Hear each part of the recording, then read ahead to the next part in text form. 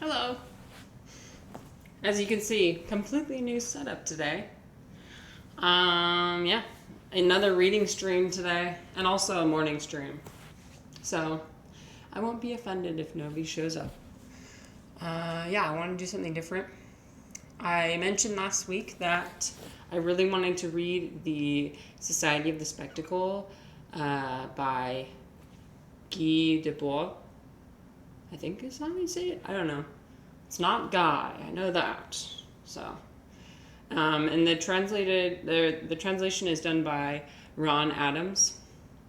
And I looked it up, and it looks like this is free to read and distribute and broadcast and whatever you want to do with it. So, seems like there's no problems, which is good. But yeah, so I'll be reading. I'll be doing some yoga. Let's see how it goes. A big reason why I wanted to do this was because, well, as many people know, I struggle with reading things out loud. So we're learning how to read today. We're learning how to read. Join Marissa as she learns how to read. I just figured, like, what better way to practice and also just goof around than do a stream. Read on stream. Read a book that I want. Do what I want. I don't necessarily want this stream to be like my own personal echo chamber, and that's what I mentioned earlier. I'm trying to avoid doing that. But at the same time, I do want to have like an exchange of ideas. And while I don't personally have a lot of knowledge, maybe I can at least broadcast other knowledge. I don't know. Yeah. My imposter syndrome is usually pretty strong, so I'm like, I don't really have any skills. So, might as well just do two things that I can kind of do. Reading and yoga. So, kind of do it. This is all just a hobby. As you can tell, I am severely unemployed for the next 6 months. Next year in January, that's when I will get a job. Don't you worry. But for now, I'm doing what I want while I'm unemployed. Okay, so the Society of the Spectacle. Hopefully the microphone, I tested the microphone. And this time it won't shut off every 30 minutes because A, I got a different microphone, and B, I realized what the problem was with the last one. The problem is that the microphone had a timer to automatically shut off. It was like not being used, so if no sound was coming through. So that's why I kept shutting off every 30 minutes, which was, I'm sure, incredibly annoying. So we're hoping that's not going to happen today. But, yeah. This is my first time reading this, so it'll be all my genuine, candid reactions. Hopefully it'll be better than last time when I read the Dao De Jing, because that one, I believe, on first glance I was like, oh, this translation looks okay, but then when I read into it, like, an hour, and I was like, oh my god, I don't understand. Like, everything is just, I'm just reading because I don't have any feedback for this. But this one, I read the first few paragraphs, and I was like, yeah, I get it. At least I get the first couple paragraphs. If I get nothing else, then,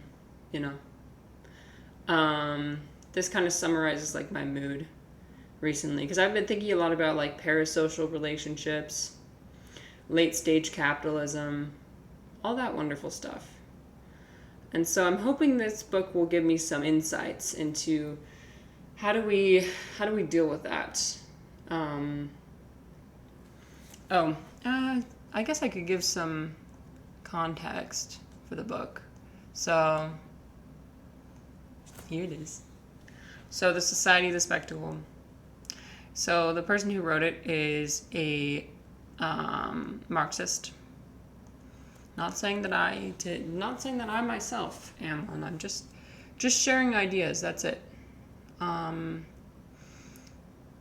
So it's mostly just a composition of a bunch of theses he has. So it's representational of the situationist movement in Europe, which happened at the same time as broader countercultural movements across the world. It's really fascinating how, there was the Beat generation in the United States, and then from there it snowballed into a lot of countercultural movements across Europe, across America, becoming increasingly more and more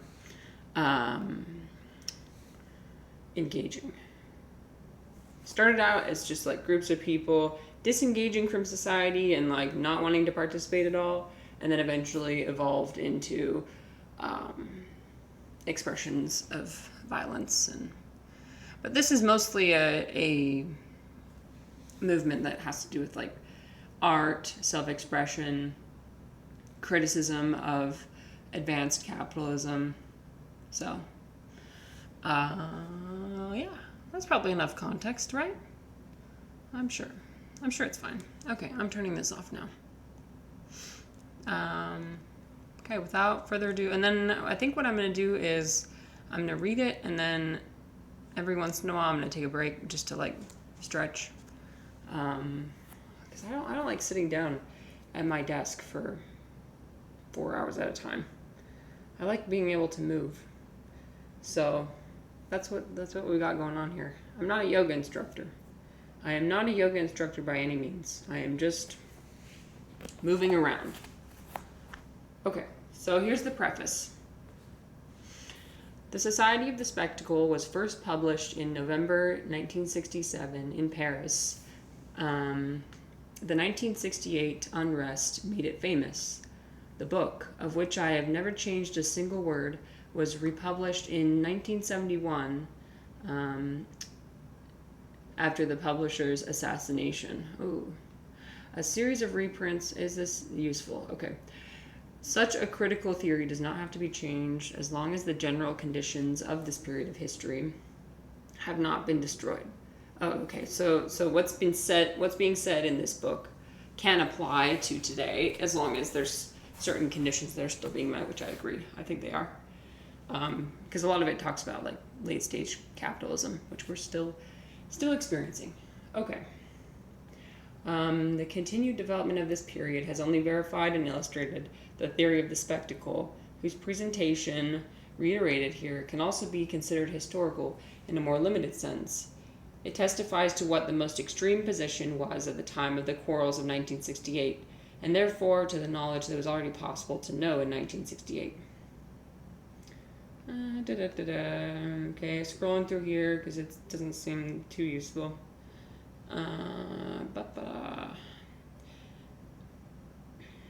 Okay. Previous worldwide division of spectacular labor between the rival reigns of the concentrated spectacle and the diffuse spectacle have now ended in favor of their fusion into the universal form of the integrated spectacle.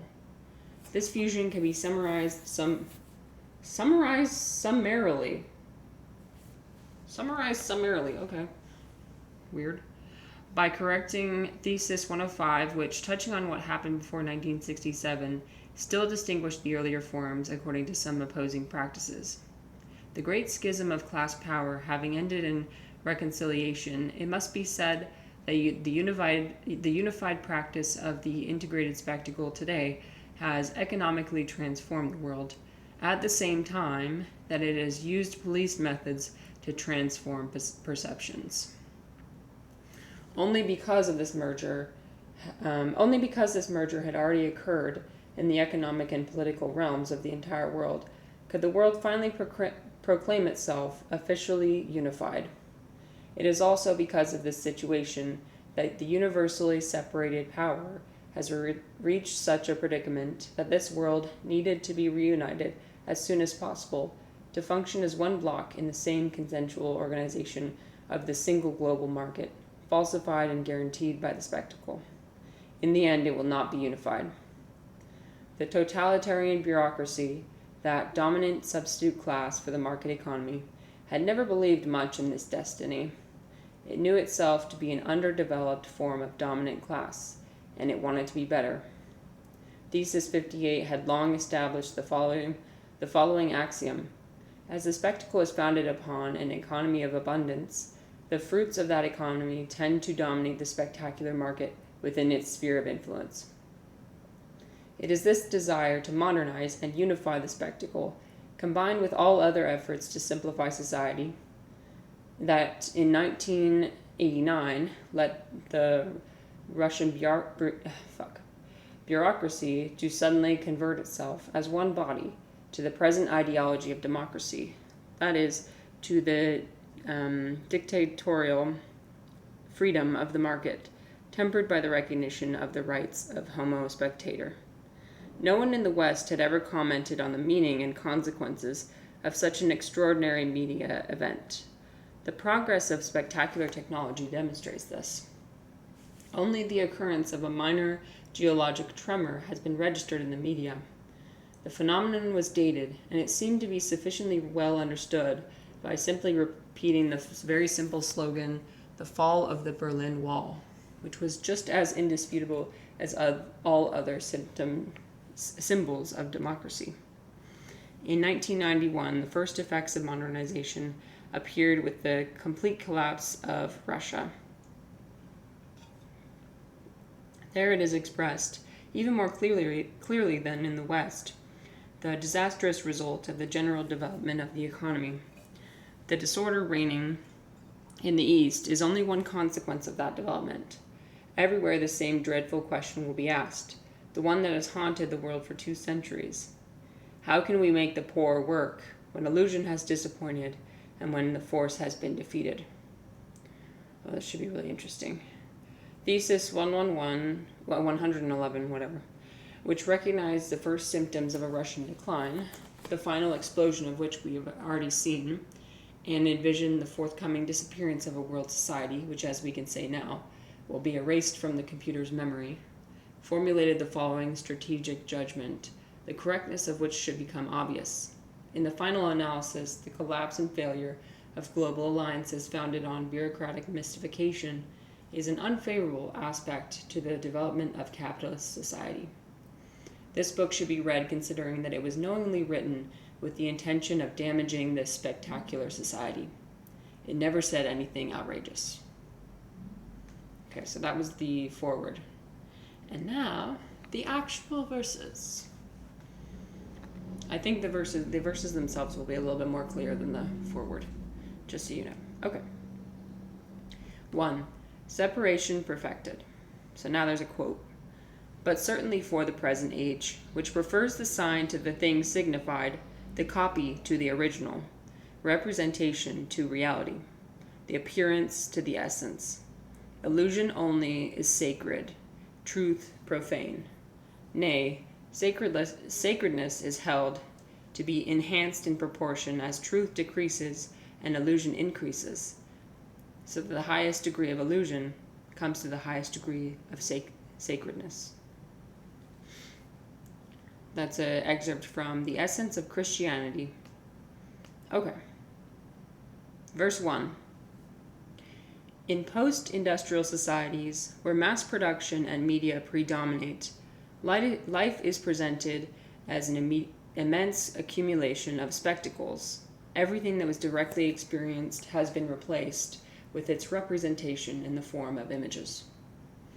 So this is very much in line with like Marxist fetishization of commodities. There's a note actually for this, and it says, a life experience in which an individual directly participates in the major events that make up this period of their life. Under the reign of the spectacle, all historical, political, cultural, and even typical events of one's daily life are inaccessible, except for contemplation. A simple and concrete example of the replacement of direct experience with its representation is how the previously common practice of hunting animals which will be cooked and then eaten, was first replaced with packaged meat bought at the grocery store, has finally given way to the proliferation of packaged, pre-cooked meals where the natural ingredients have been obfuscated and abstracted into food products. This essence is eventually mediated to its fullest extent by way of cooking shows on TV and mukbang videos on social media. Yeah, I completely agree with this. Everything that was directly experienced has been replaced with its representation in the form of images. And you know what? I can't lie. It is extremely ironic that I'm doing this on Twitch. But I love that it's ironic. I love that it's ironic because, I don't know. Life is absurd. I don't know. Yeah, the fact that I'm reading this on Twitch for people to watch when it would be much nicer if I was... What I would love to do is actually just go out into society and meet people and talk about this book together. But really that's not possible. At least for me. I don't know. I noticed that most of the people in my life, they don't have time to read. They also don't have time to think deeply, I guess. That's really mean. What I mean is, like, everything has been replaced. Entertainment.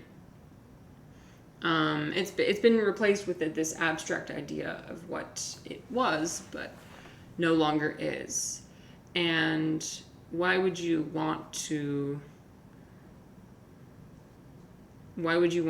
have the regular thing when you could have the hyper palatable thing? So, and we just see this with the further adulteration of, like, entertainment, how everything is it's like consumption of consumption of consumption of consumption. A notable example is on Twitch, if you see, like, I don't know if I want to name drop people. Well, like, so, okay, no, on YouTube, on YouTube, there's the H3 podcast. I think I'm comfortable to say that here because a lot of people on Twitch don't like that, so I'm comfortable criticizing it. Do I really care either way? No, I don't. But it's a good example. So, like, the H3 podcast, for example, it's a podcast on YouTube that's mostly people reacting to things that other people have done, and then sometimes, like, they react to what somebody on Twitch said about them. So it's like, if you really, really think about it, and then they'll do this react back and forth, and then it just becomes more and more and more adulterated of what the original meaning and context was supposed to be. So, like, for example, some sort of controversy happens on the H3 podcast, and then someone on Twitch, one of the political commentators, comments on that. And then the H3 podcast sees that, and they comment on what the political commentator said. And then it goes back and forth and back and forth. Sometimes there's a lawsuit in between. And they're all parties are making money off the fact that this content is just being further and further and further adulterated. I think it's like people are so starved for information that they're okay with seeing this as a replacement. I mean, it's drama, right? I don't deny that that's entertaining. Drama is certainly entertaining. But, like, for example, when I think about, like, the reason why it was so hard for me to read the Dao De Jing last time was because I realized I don't think deeply about things. I thought I did. And maybe I do, but it takes a really, really long time. I'm not able to consume something and immediately think deeply about it. But also, like, I mean, the same goes for like I went into another person's Twitch channel, and I realized how hard it was to pay attention to what they were saying and comment. I have viewers on my Twitch channel who comment regularly, and they always come up with like witty banter and funny comments and etc. etc. And I guess I took that for granted because when I tried it for myself, I was like, oh my god, I don't know how to. I can't possibly pay attention to this and think of something to say and etc. etc. I mean, that could be my social anxiety too. That could be a part of it. But when I actually like think about consuming something like a TV show or a movie, immediately after I'm done consuming it, I realize I actually don't remember anything that went on. If you ask me details about that movie or TV show, I couldn't recall what, like any of the plot points or what was going on. And so it's these realizations that are coming to me where, oh shit. It's these realizations that are coming to me where it's like, wow, I'm not really thinking deeply about anything. I'm just kind of passively consuming everything. And maybe that's why I'm so depressed. And I think maybe that's why a lot of people are so depressed. Because like being able to discover certain insights for yourself is a very important thing. When you're not able to do that, then you start thinking, well, maybe I'm not so smart, and maybe I'm not this and this. I think everybody deserves to have deserves to have self-confidence and, an idea of self-worth. A really easy way to do that is just by thinking deeply about things and coming to realizations. At least that's been my realization. The more that I've tried to think about something and then write it down, I'll read a book and I'll write notes about it, and then I'll think about it and I'll ponder it and I'll do it I'll think about it while I'm doing yoga, or I'll think about it.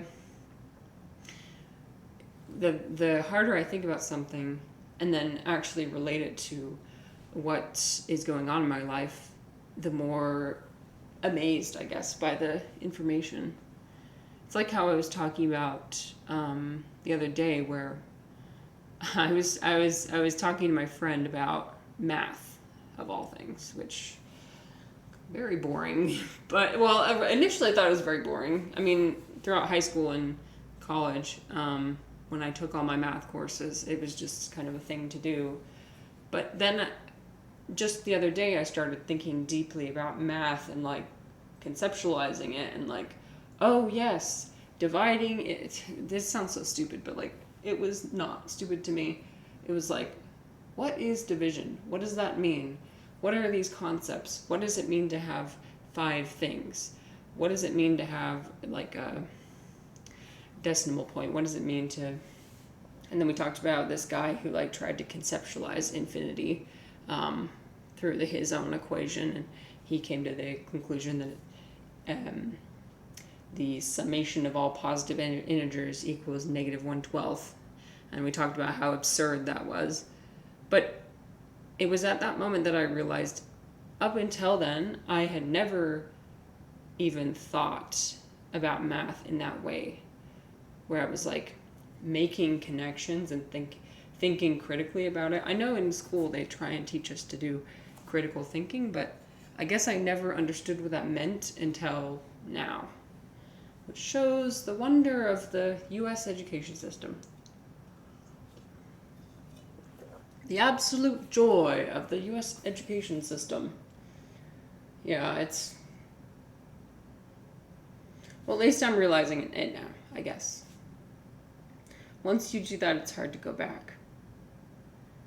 Once I deleted my social media, I don't think I'll ever go back. I know that Twitch is social media, but this is different. This is a creative outlet for me. And I know that how can you possibly be creative? You're just sitting and talking. But for me, sitting and talking and getting my thoughts out into the universe, even if nobody listens to it, it's a creative expression that I didn't realize that I don't actually do anything creative in my life.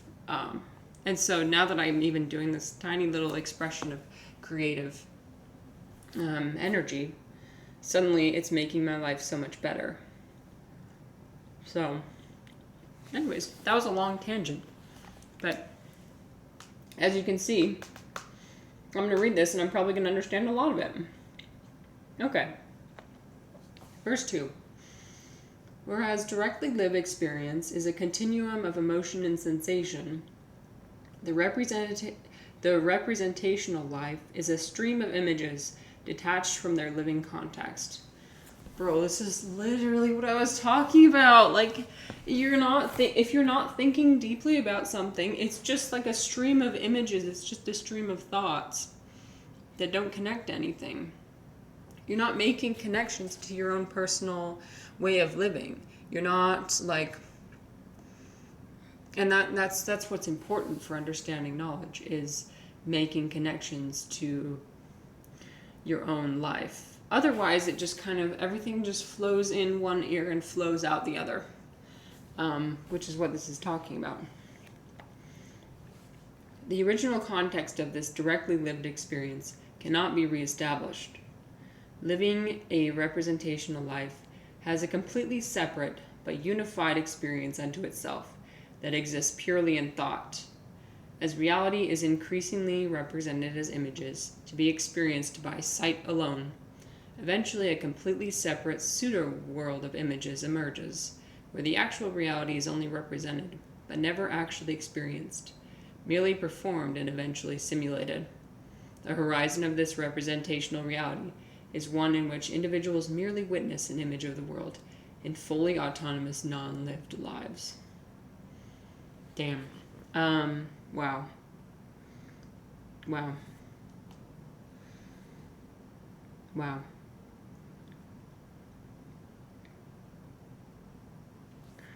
Okay, verse 3.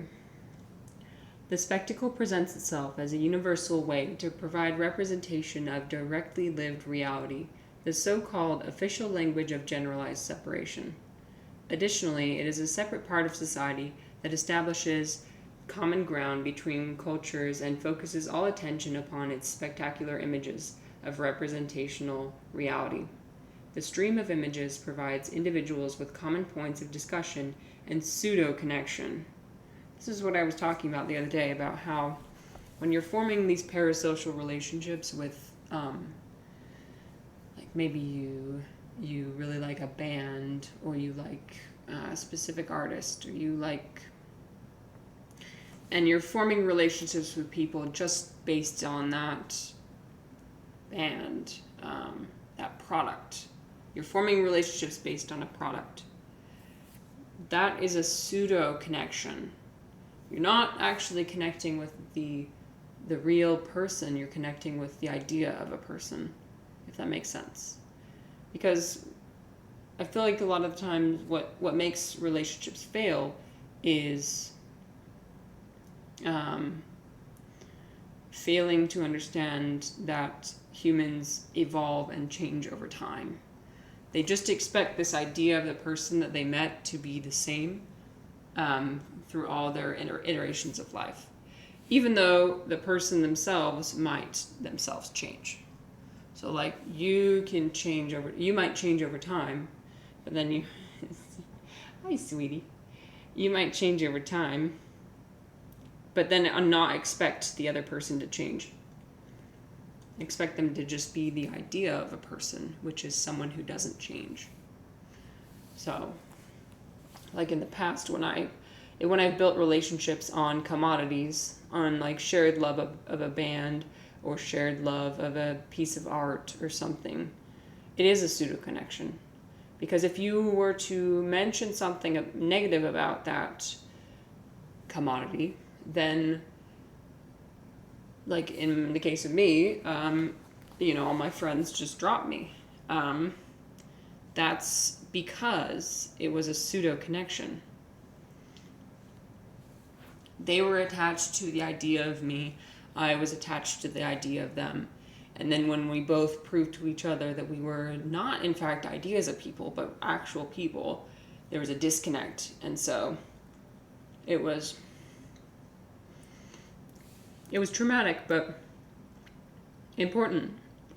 I think it was important for me to make that realization, because now I know what actual connection is like and what actual relationships are like. There's this mutual dedication to a person throughout all their evolutions through time. Okay. The stream of images simultaneously connects and separates individuals.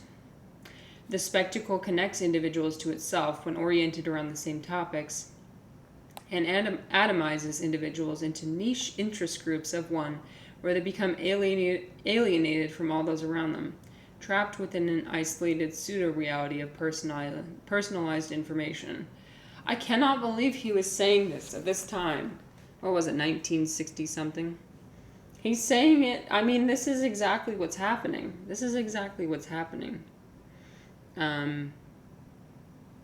Where people are becoming isolated into these very niche interest groups, and alienated from each other, because of their little echo chambers of personalized information. Ultimately, the spectacle is the official language that separates individuals from one another. So, a note on number 3 is, this stream of images includes television, radio, advertising, academia, news media, social media, and devices streaming personalized experiences on reality. To only consider the media, however, would be to limit understanding of the spectacle to what Russell calls a nominal reading, one that focuses on the propaganda in the mass media that is merely its most superficial manifestation, and ignores that his analysis is simultaneously part of society, the totality of society, and that means of unifying society all at once. Debord himself describes the spectacle as consisting of 3 stages: mere technological and ideological appearances, the reality of the social organization of appearances, and historical reality. Very nice. Okay, number 4. The spectacle is not merely the apparatus of media, but the relations between individuals themselves, as mediated by the stream of images that represent their daily lived experience of this pseudo-reality. So I think what he's saying here is that, like, when you have all these products and pseudo images and all this consumption and everything circulating around it being manifested, there's this consumption, then that therefore translates into the way that people think about their own experience and their own relationships. So they'll almost mimic the way that ideas and media are being circulated in their own circulation of thoughts and ideas and etc. And so, I mean, it's not really people's fault if their entire reality is a pseudo expression of reality. I mean, since we are social creatures, we just kind of mimic and learn from how society exchanges information. And so if the way that society is currently exchanging information is through pseudo commodities and adulterated versions of reality, then that's what you will tend to think in terms of, I guess. Okay. Number 5. The spectacle is not simply an overabundance of the media in everyday lived experience. It is an ideology that has become materialized. This ideology, materialized, has replaced the lived experience of reality with a lived experience of a representational pseudo-reality, one accepted as objective truth.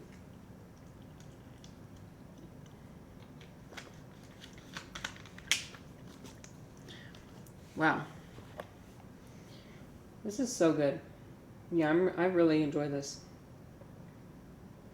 So it's not just about the media that's being circulated, it's about the whole idea of how people conceptualize reality. That's the problem as well.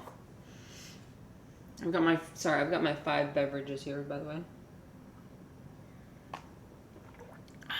And I just spilled tea on my thing. That's great. Okay.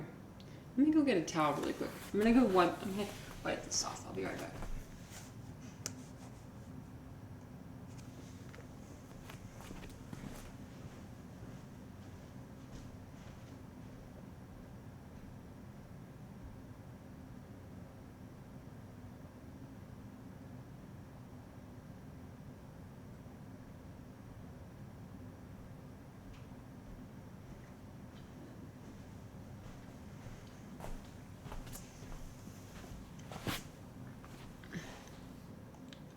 Okay, I'm back. Yeah. I accidentally spilled tea on my tablet, so. Alright, well, let me take a stretch break, and then I'll think about it too.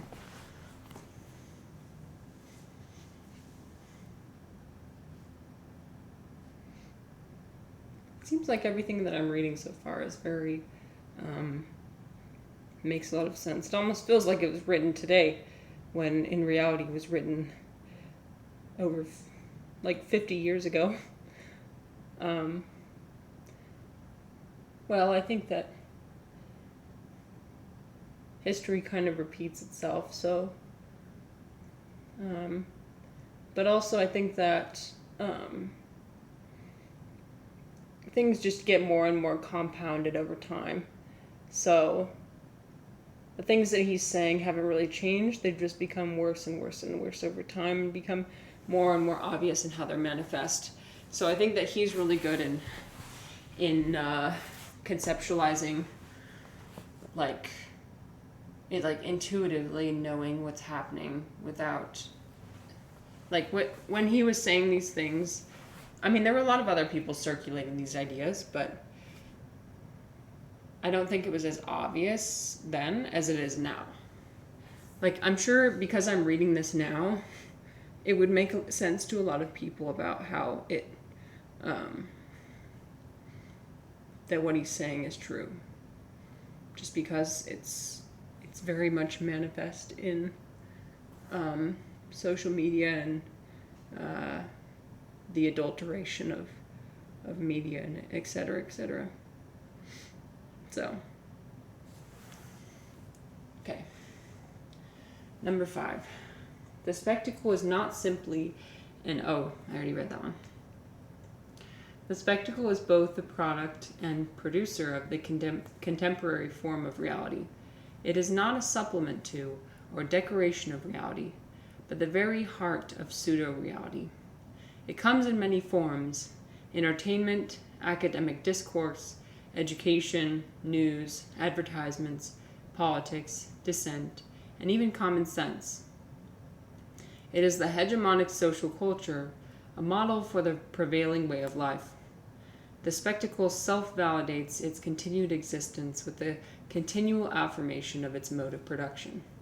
Because it is continually reproduced, it justifies its own creation and reaffirms its recreation. This guarantees both its permanent presence and its monopoly on time spent outside the contemporary production process. Okay, this one's a little bit denser. Let me try and understand it.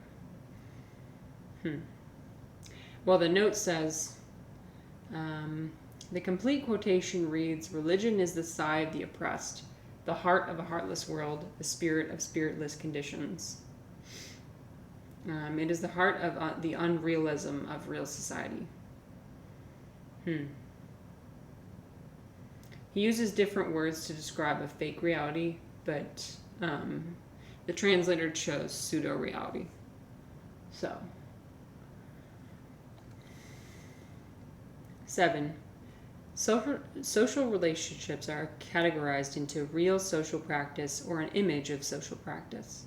Both practices contain the spectacle, distorting these social activities to make the reproduction of the spectacle become the goal of all social activity. The language of these social activities consists of the signs of the ruling production, or the indicators of the most prestigious or popular ways individuals relate to one another. The creation, recreation, and adoption of these signs is the ultimate goal of this mode of production. When I think about that, like, it's like, I see what he's saying, but at the same time, I think it's like, isn't that just how humans are programmed to experience the world? Is through, like, taking bits and pieces from what they learn from society and forming a worldview based on that, I guess. So, yes, it's going to be, at its nature, corrupted from its original meaning and source. That's what I think of. So, is it in our inherent nature to devolve into this pseudo-reality? I mean, I'm sure that, like, late-stage capitalism, that definitely assists, but it's also like, it's also maybe a manifestation of just the problem with how humans think and how we interact and how we piece together our reality, which might be fundamentally flawed. So, yeah. Super interesting. But it's so fun to read something where you're like actually reading the lines and absorbing what is being said. And you'd be surprised how many times you've probably read something and haven't absorbed everything that's been said. I mean, definitely for me, I haven't done that. Like my 2 degrees, for example.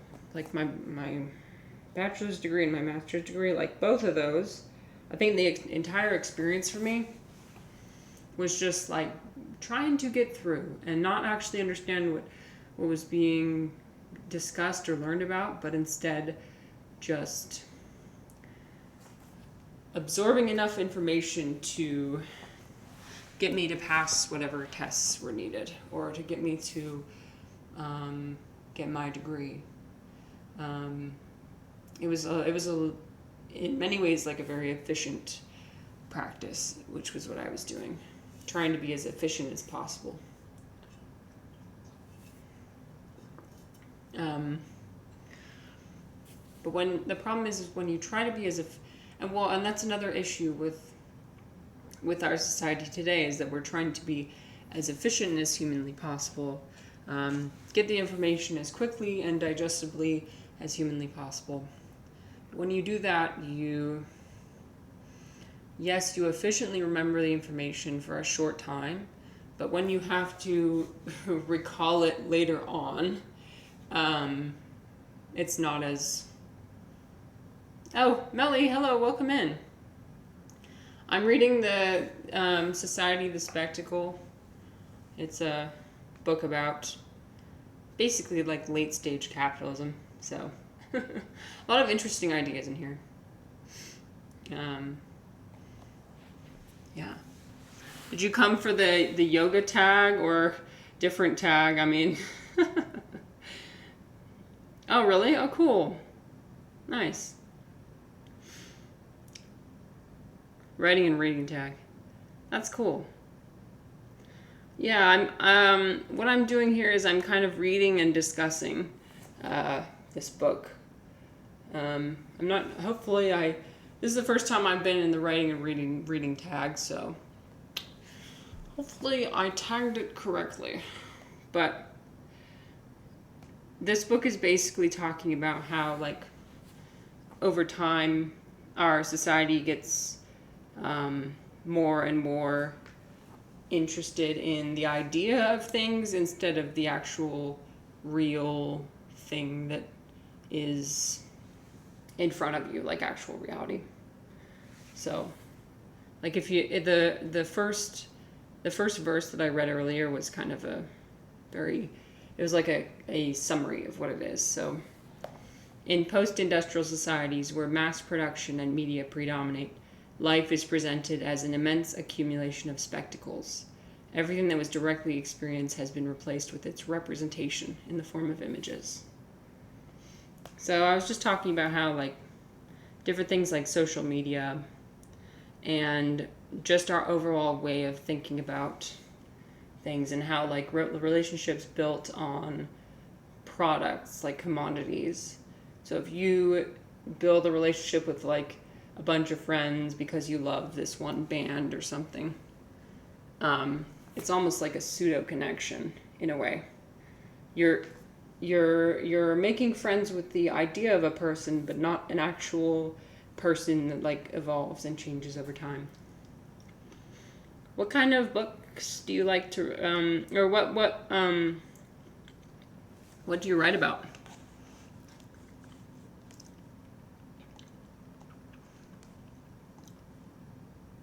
Fantasy. Ooh, nice. That's cool. I like reading fantasy as well. Yeah, this is obvious. This is more of a philosophy book, but I also enjoy reading fantasy. Let's see. Well, I know the Court of Thorns and Roses was it's a very mainstream one. Let me see. What else have I read?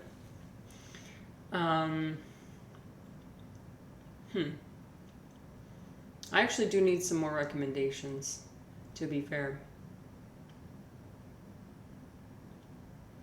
A story about people surviving in a foreign, unknown island after a plane crash. Ooh, that's fun. How far? 4 chapters done so far? Wow. Is it hard to stay motivated to write?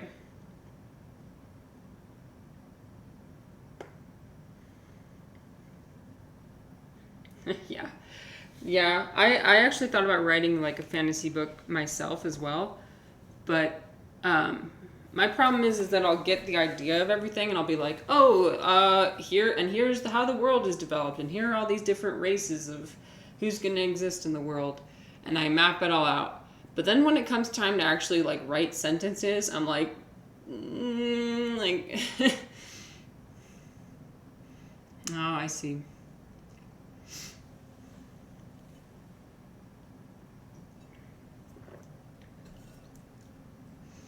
Yeah, the whole process seems very difficult to stay motivated. Yeah. Cool.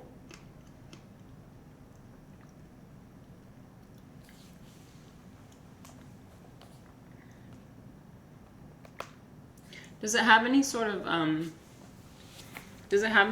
like, well, so for me, I'm not sure if I'll ever read fantasy books on here, but I do know another streamer who she reads books that anybody will let her read. Like, she'll even read excerpts as well on her stream. I'm sure if you approach her, she might be interested in reading it. I like listening to her from time to time. Here, I'll type in the I'll type in the username. Okay, so let's see. Why is my keyboard not working? Hello? Like, what? Okay, wait, let me unplug it and then plug it back in. I don't know why my keyboard is not working.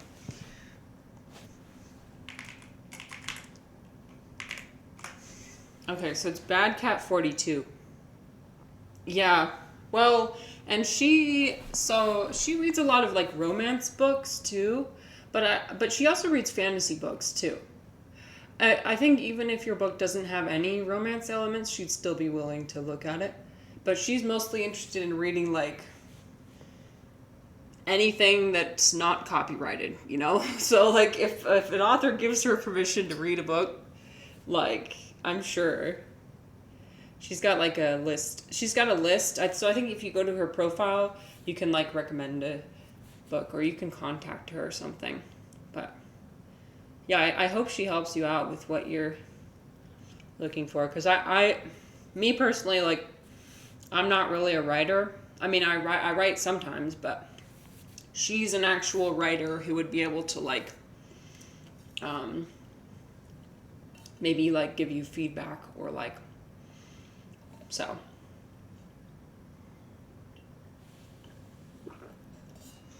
She actually might be live right now. Well, no. She's in like 4 minutes she breaks for lunch, so she's probably going to be not. She's probably not going to be live anymore, but she usually does like a morning session and then an afternoon session, so. But yeah. So. Okay. Let me find where I was. Okay, number 8. One cannot compare the directly lived experience of reality with the spectacle because contemporary society and spectacle are one and the same. Each side of this duality is the same and yet separate. The spectacle that invades reality is materialized by the contemplation of the spectacle. Directly lived reality produces and absorbs the spectacle, such that directly lived experience is no longer accessible. It creates a totality in which reality exists on both sides. Each of the two notions, seemingly fixed, is actually its transition into its opposite. Reality emerges in the spectacle, and the spectacle is reality. Huh. Interesting. So it says more about... So it seems like both of these concepts merge into each other in this kind of duality of understanding. Number 9. In the world that is really turned upside down, the true is a moment of the false. Number 10. The concept of the spectacle explains many diverse phenomena. The recognition of the spectacle's ability to explain the diversity of this phenomenon is itself part of the spectacle, as it organizes and validates all social relations according to appearances. When studied by itself, the spectacle is the affirmation that all human relationships are merely an image of relationship. Oh my god.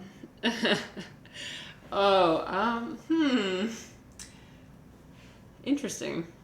Any sufficient and total critique of the spectacle that grasps its underlying nature reveals it as a complete negation of life that presents an appearance of life. I wonder if he's saying that because of capitalism this is made worse, or just because over time this becomes worse, just because of how human being, like our minds function and work.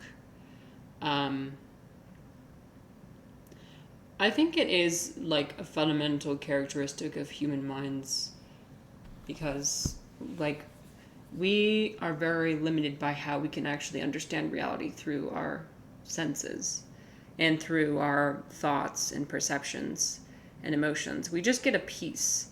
We get a small piece of what reality is. I don't think he's really talking about this in a metaphysical sense, but that's how it makes sense to me. Is like, because we're only getting a piece of reality through our own, and then when we further adulterate it through talking to people with language, we further like separate it from what it actually is, then we lose more and more pieces of what reality actually is. Okay. 11. In order to describe the spectacle, it is necessary to artificially separate and identify inseparable elements.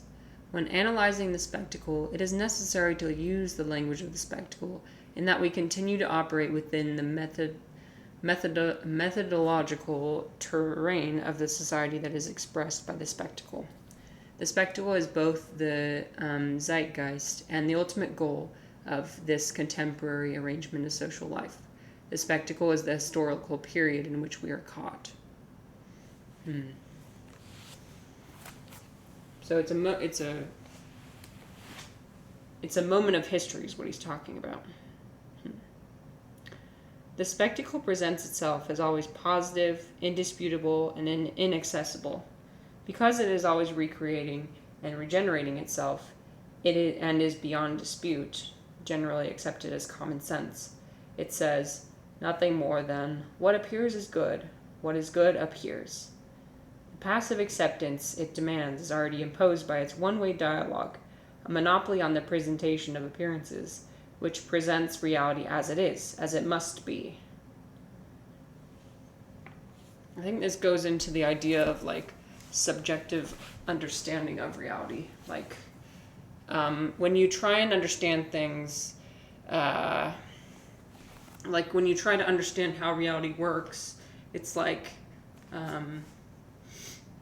it's usually in terms of, well, I understand it this way because I think it should be this way.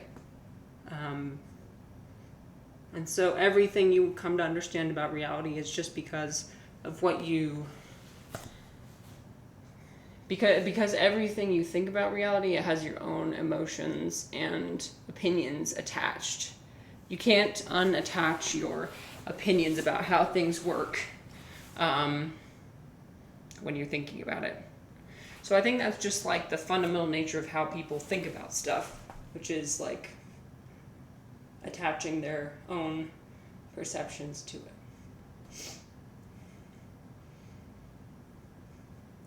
But when you do that, then all you think about is like what you think about everything. You don't think about things objectively as they actually are. You're just thinking in terms of opinions.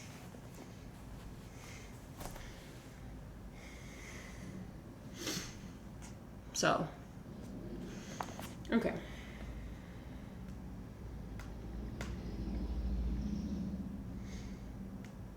(13) The fundamentally indisputable, unchanging, and frozen nature of the spectacle stems from how its means are its ends. It is the sun that never sets over the empire of modern passivity. It covers the entire surface of the world and bathes infinitely in its own glory. 14. The society of modern industry is not accidentally or superficially spectacular by nature. It is fundamentally spectatorist. The spectacle is the image of the ruling economy. Its goal is nothing. Its development, everything. It has no goal otherwise. The spectacle presents itself as an endless parade of new products, as a repeating presentation of the system's self-validating rationale, and as an economic system that outputs an increasing multitude of image objects. The spectacle is itself the leading product of contemporary society. The spectacle is able to subjugate human beings to itself, because the economy is its servant, having already subjugated them. The spectacle is the forcing function for the development of the economy for its own desires. The spectacle is a faithful reflection of the things produced, opposed to a fictitious reflection of the objectification of the producers. The result of the Industrial Revolution was the dominance of the economy over all of social life, degrading life from a state of being to a state of having. The contemporary phase of post-industrial society has again shifted from a state of having to one of appearing. So first it goes from a state of being to a state of having, and then from a state of having to a state of appearing. It kind of makes me think about like how a lot of things in society these days are kind of subscription based, and so when everything's subscription based, there's not really any sort of having anymore. There's not really any sort of like owning anymore. It's just like it appears as if you own the thing. I mean, I forgot what the movement is called, but it's like there's also a video movement. Hi. For video games. Hi, hello. She likes to smell my breath. Anyways, what is the name of the movement? I forgot. They're trying to get game developers to stop making it so that once they don't want to like support the servers of a game anymore, from like deleting the game or like preventing people from accessing it again, because like the problem is that when you buy a game, you expect to be able to own that forever, you know? And so when you buy something and you don't own it, I mean, that's kind of a problem. I don't know how we have allowed it for so long, and how we're allowing companies to just start doing this more and more, where we're not really owning things. We're owning the like idea of things. We're appearing to own things, but we're not actually like owning anything. So I think that's a good like modern example of what he's talking about. It's no longer about like, oh no, we're not being anymore, we're just having. No, it's not about having anymore. It's about appearing to have. I wonder if there's any other iterations after this, any other further progressions, or if this is kind of the final piece. Maybe. I don't know.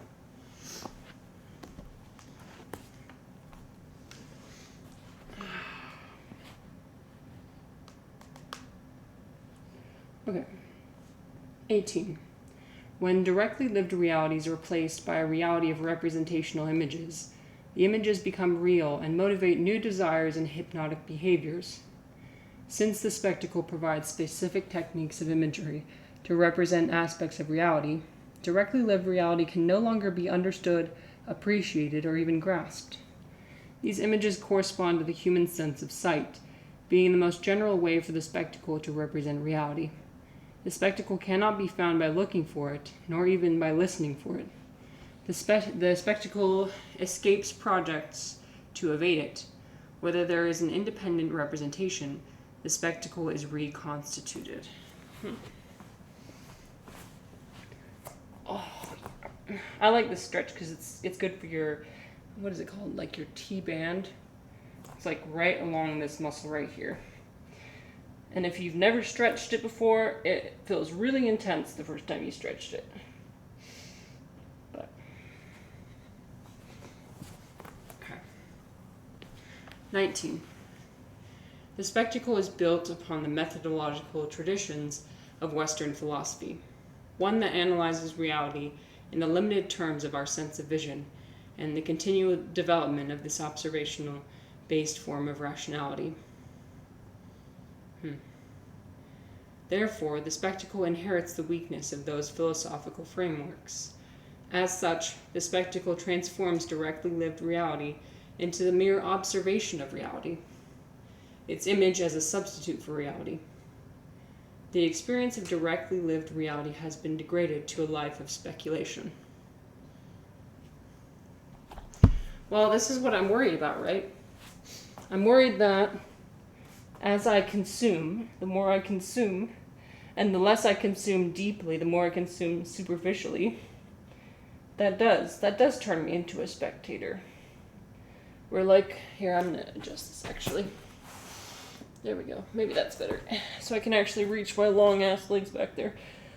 That does just make me a spectator in my own life. Like, I'm observing everything that's going on, but I'm not actually, like, conceptualizing what any of it means. I'm just seeing what the latest, I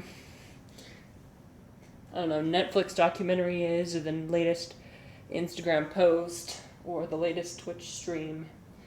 Which, again, the irony here. Without actually adding anything to my understanding of reality. Just kind of an entertainment seeking behavior. And I'm not saying like entertainment seeking is wrong, but like when that's all you're doing is just mindlessly consuming, then you're going to have a fundamentally flawed understanding of what reality actually is. Well, that's what he's saying here, at least. At least that's my understanding of what he's saying.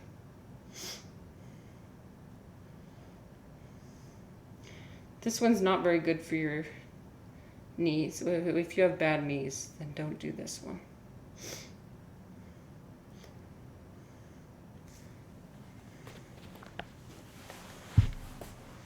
Okay. Ooh, it's 11:11. Not that I'm superstitious or anything. Okay. 20. Religion is the trend in which humanity attributes power and responsibility to a source outside ourselves. Spectacular technology has not disproved or diminished this trend.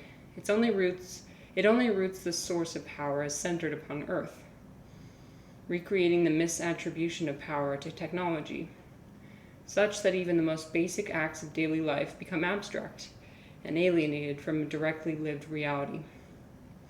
Philosophy, the act of thinking outside of context, and the power it entails, together with its contemplation of a power separate from humanity, prevents it from the full emancipation of theology.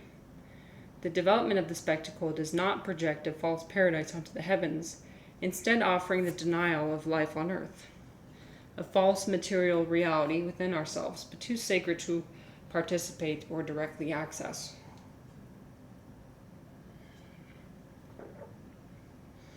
As long as our desires are socially dreamed pseudo-needs, dreaming will remain necessary. The spectacle is a nightmare of contemporary reality in which the only way to achieve our dreams is to remain asleep. The spectacle is the Ambien that maintains that sleep. Wow.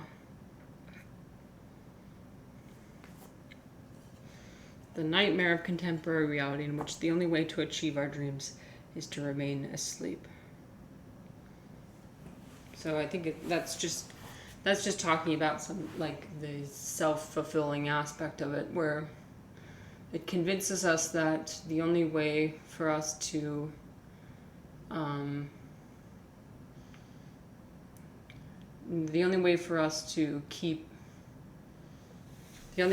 understand reality is to keep believing in this spectacle. Okay. 22. Those in positions of practical power within contemporary society have detached themselves from directly lived reality in order to focus on building practical power in the new empire of the spectacle. This can be explained by their continued lack of cohesion and the contradictions inherent in the exercise of that power. Well, I don't want to get too much into day-to-day politics, but this is very much the case of what's happening now. I mean, in today's society, the amount of power that people are exercising is, I mean, not only do we have emperors and gods among us, but multiple, like many of them, and they're known throughout the world. And so that's kind of what it's talking about. And when you become an individual who has that much power, basically the power of a god, it's almost necessary to separate yourself from reality, because when you exercise your power, you are going to every single time do either unimaginable help or unimaginable harm. Either way, it's unimaginable. You can't fundamentally conceptualize how you're impacting people. And so, yes, you have to separate yourself from reality. I'm not saying that as an excuse, but that is what happens, because the human mind fundamentally cannot understand how it impacts that many people. I think I forget what the number is, but like we only have space for like a handful of individuals, and understanding how we impact that handful of individuals. But once somebody has the power to impact millions of people, I mean, that is just beyond what anyone could even comprehend. It doesn't matter how skilled someone is at leading, or how skilled somebody is as a leader. they fundamentally cannot understand what they are doing, so they have to separate themselves from reality somehow. Okay. The oldest social specialization is that of an individual in control of power.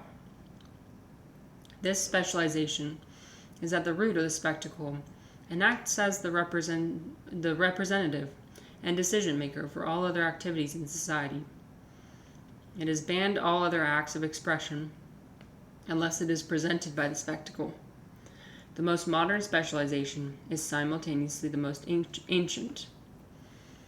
The spectacle is a self-congratulatory monologue within itself, describing its own totalitarian management of the very conditions of existence. The seemingly objective relationships between television, radio, advertisements, and social media networks to the individuals who consume that media conceal the fact that these are relationships between people, but appear as relationships between classes. Maybe that's why I keep having the thought of, like, I don't know, when I was still using social media, I was looking at the interactions between people, and I kept asking, I was like, why, despite how interconnected we seem to be amongst ourselves, why are we not developing things like class consciousness? And I think this is why. They appear as relationships between classes.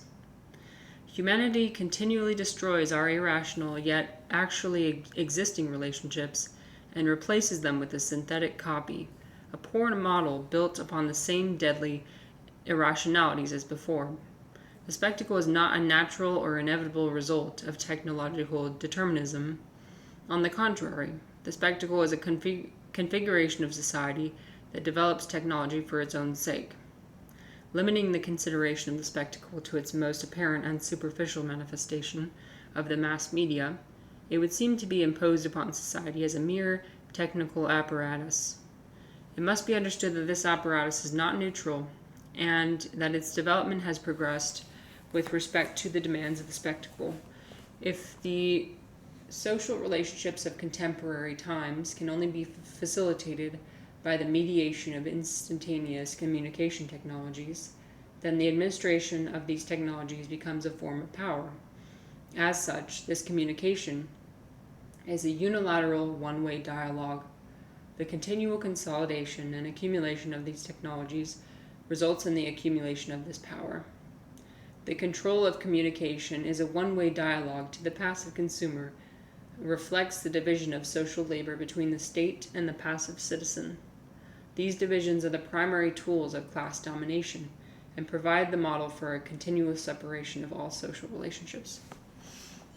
Yeah, I completely agree. That is what is occurring on social media. It's the illusion of connection. It's the illusion of being able to interact with people, and maybe sometimes you are having real, genuine connection with people, but most of the time you are not.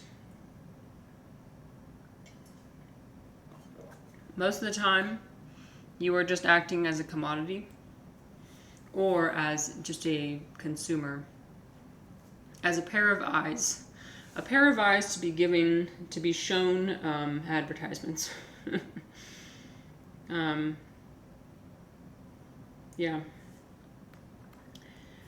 The spectacle's primary power is its ability to separate. With the shift to permanent agrarian societies came the institutionalization of the social division of labor in the form of a permanent ruling class. This class was legitimized by the form of thought borrowed from the earlier hunter-gatherer period, namely the legitimization of power as bestowed by mythical power, the same source from which every subsequent power has camouflaged itself.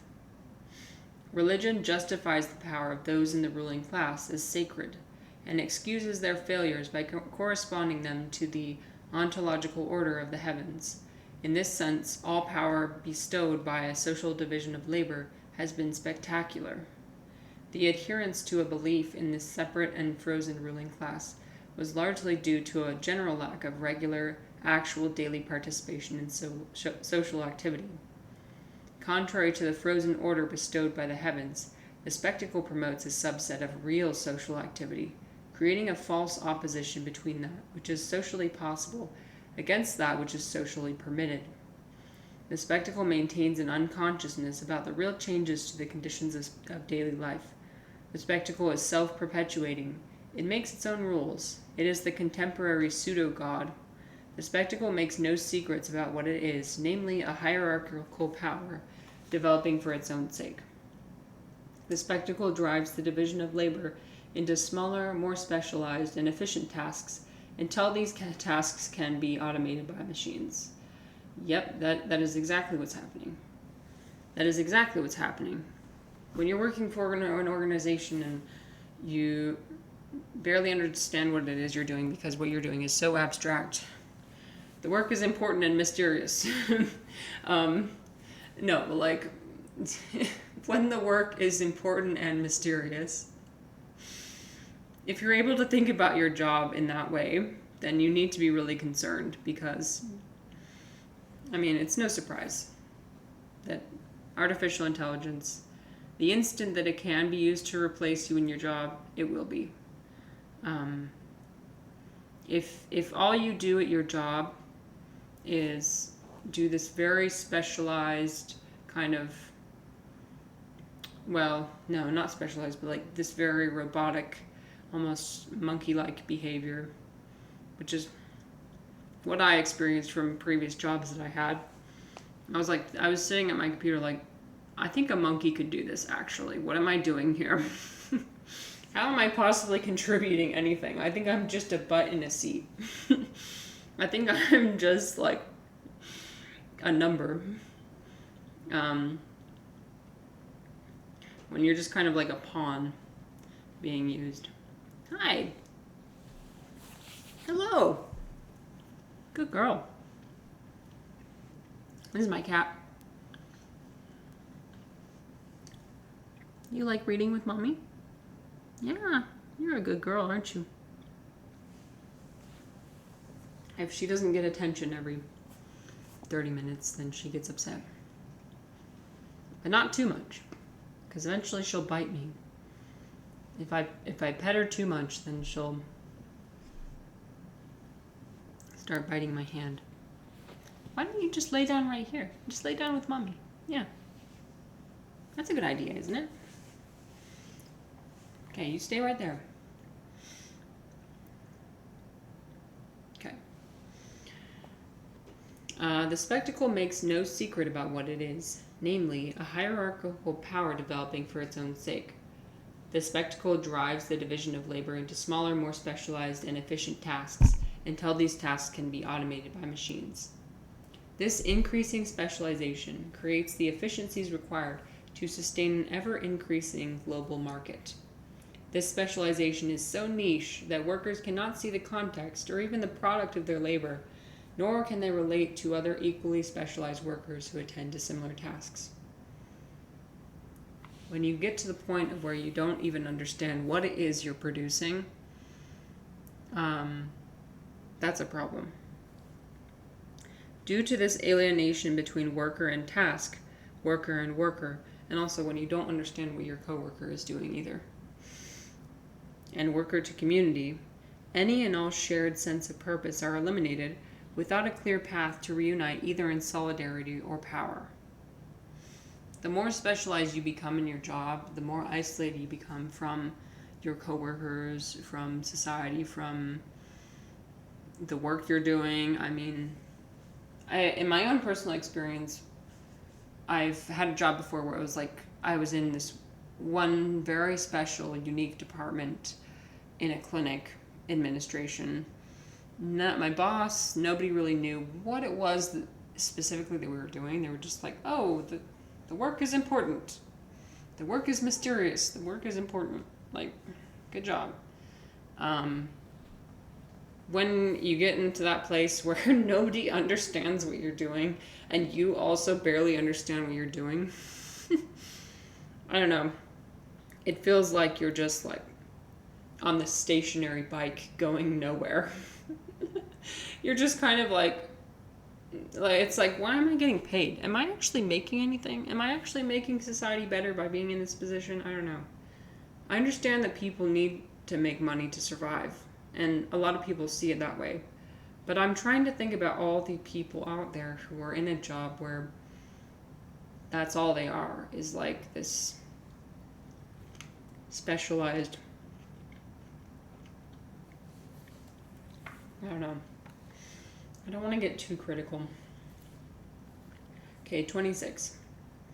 The acceleration of the division of labor and the depth of specialization increases the distance between the producer and the final product. So that is what's happening. When you have these very powerful leaders of mega corporations, it's easy to pin them as a villain. And, perhaps they are. But at the same time, it becomes so difficult because how can they be responsible for the actions of literally thousands of people under them? I mean, it's the distance between what the CEO of a company is and their final product that's produced. It becomes more and more and more separate. And they themselves, I think that the CEOs themselves make that distinction of like, well, yes, my company might be doing all these unethical, not unethical, but like morally questionable things. But is that really my responsibility? Because how can one person be responsible for the actions of thousands? Well, the same thing happens with governments as well.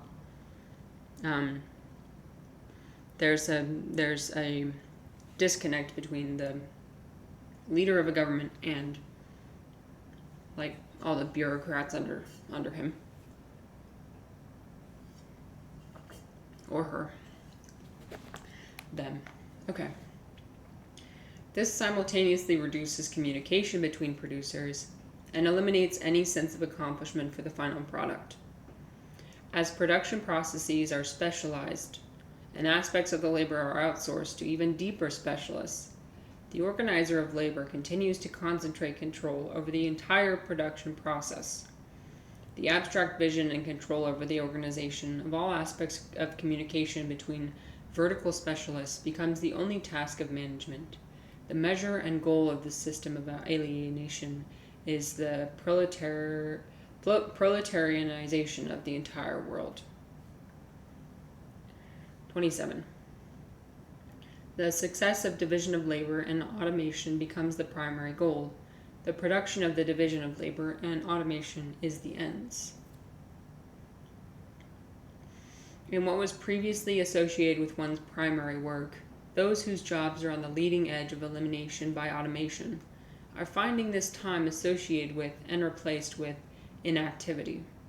This inactivity, however, is not free from productive power. The inactivity of the jobless is dependent on the productive output of the automated systems of production, namely in the form of consumption. The necessity of maximum efficiency rationalizes the existence of a jobless class, although it is recognized as an uneasy relationship. Individuals are either directly contributing to the spectacle or partaking in consuming its output, but the spectacle has no space for real activity outside this arrangement. There is no liberation from labor or increase in leisure when at any time an individual is either contributing to or consuming from the system of production. I feel called out right now. As someone who is very obviously unemployed, it's not something you can just escape from. You can't just escape. You can't just be like, well, I'm not going to have a job. I think my issue is that I always think, well, if these corporations are so bad, then I'll just not work for them. Or if capitalism is so bad, then I'll just not work in it. Because in capitalism, your worth is determined by your productivity. But At the same time, I fail to realize that, oh, I still have to consume products in order to exist in this. Unless I completely abandon everything and go live in the woods and not interact with a single soul for the rest of my life, I'm participating in this spectacle. So, I shouldn't kid myself. But I guess what I wanted to know is if there's any way to not participate in it without just completely retreating from everything. I'm hoping it'll say that here, but I don't know if it will. Because, of course, it is a philosophy book. And philosophy books, they raise all the questions, but then they don't provide any of the answers. So, okay. An economic system based on divisibility of labor continues to produce more division in a vicious cycle of isolation. The technology based on the isolation of concerns creates processes that further isolate. The automobile, television, technology selected by the spectacle are also the weapons that perpetuate the isolation that creates our lonely crowd. Each technology recreates the basis of the spectacle in ever more concrete terms. 29. The spectacle originates from the alienation as a result of the division of labor. The enormous growth of the spectacle expresses the total loss of a unified perspective shared amongst individuals. All labor, specific techniques, jobs, and skills are abstracted along with the increasing abstraction of the overall production process to the point where the idea of being concrete is itself an abstraction. The spectacle represents itself as a perfect image of the world, a map or model of the world, where the world is merely an instance of this map. Spectators are connected no longer to one another, but solely by a one-way relationship to the spectacle at the center. The spectacle connects the separated, but it connects them only in their separateness. 30. The spectator of the spectacle cannot escape alienation by unconscious or conscious thinking. The more they contemplate the spectacle and their place within it, the less they live in reality. Oh no, that's not what I wanted to hear. Great. So I guess the solution is not to think deeply about it. Conversely, the more they passively accept living in a spectacular reality, the less they understand of real existence and the source of their desire. The individual no longer performs their own actions, but sees them performed by another. I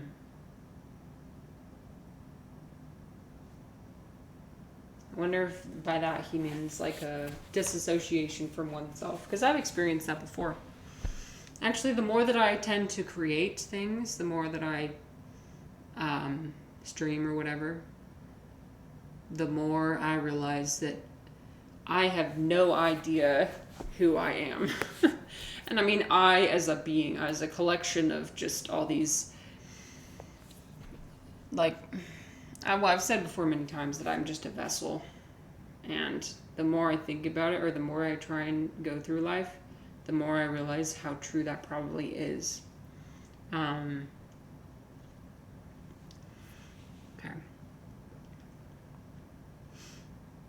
It's very interesting. If you've ever experienced disassociation from yourself, it's a very interesting thought to have.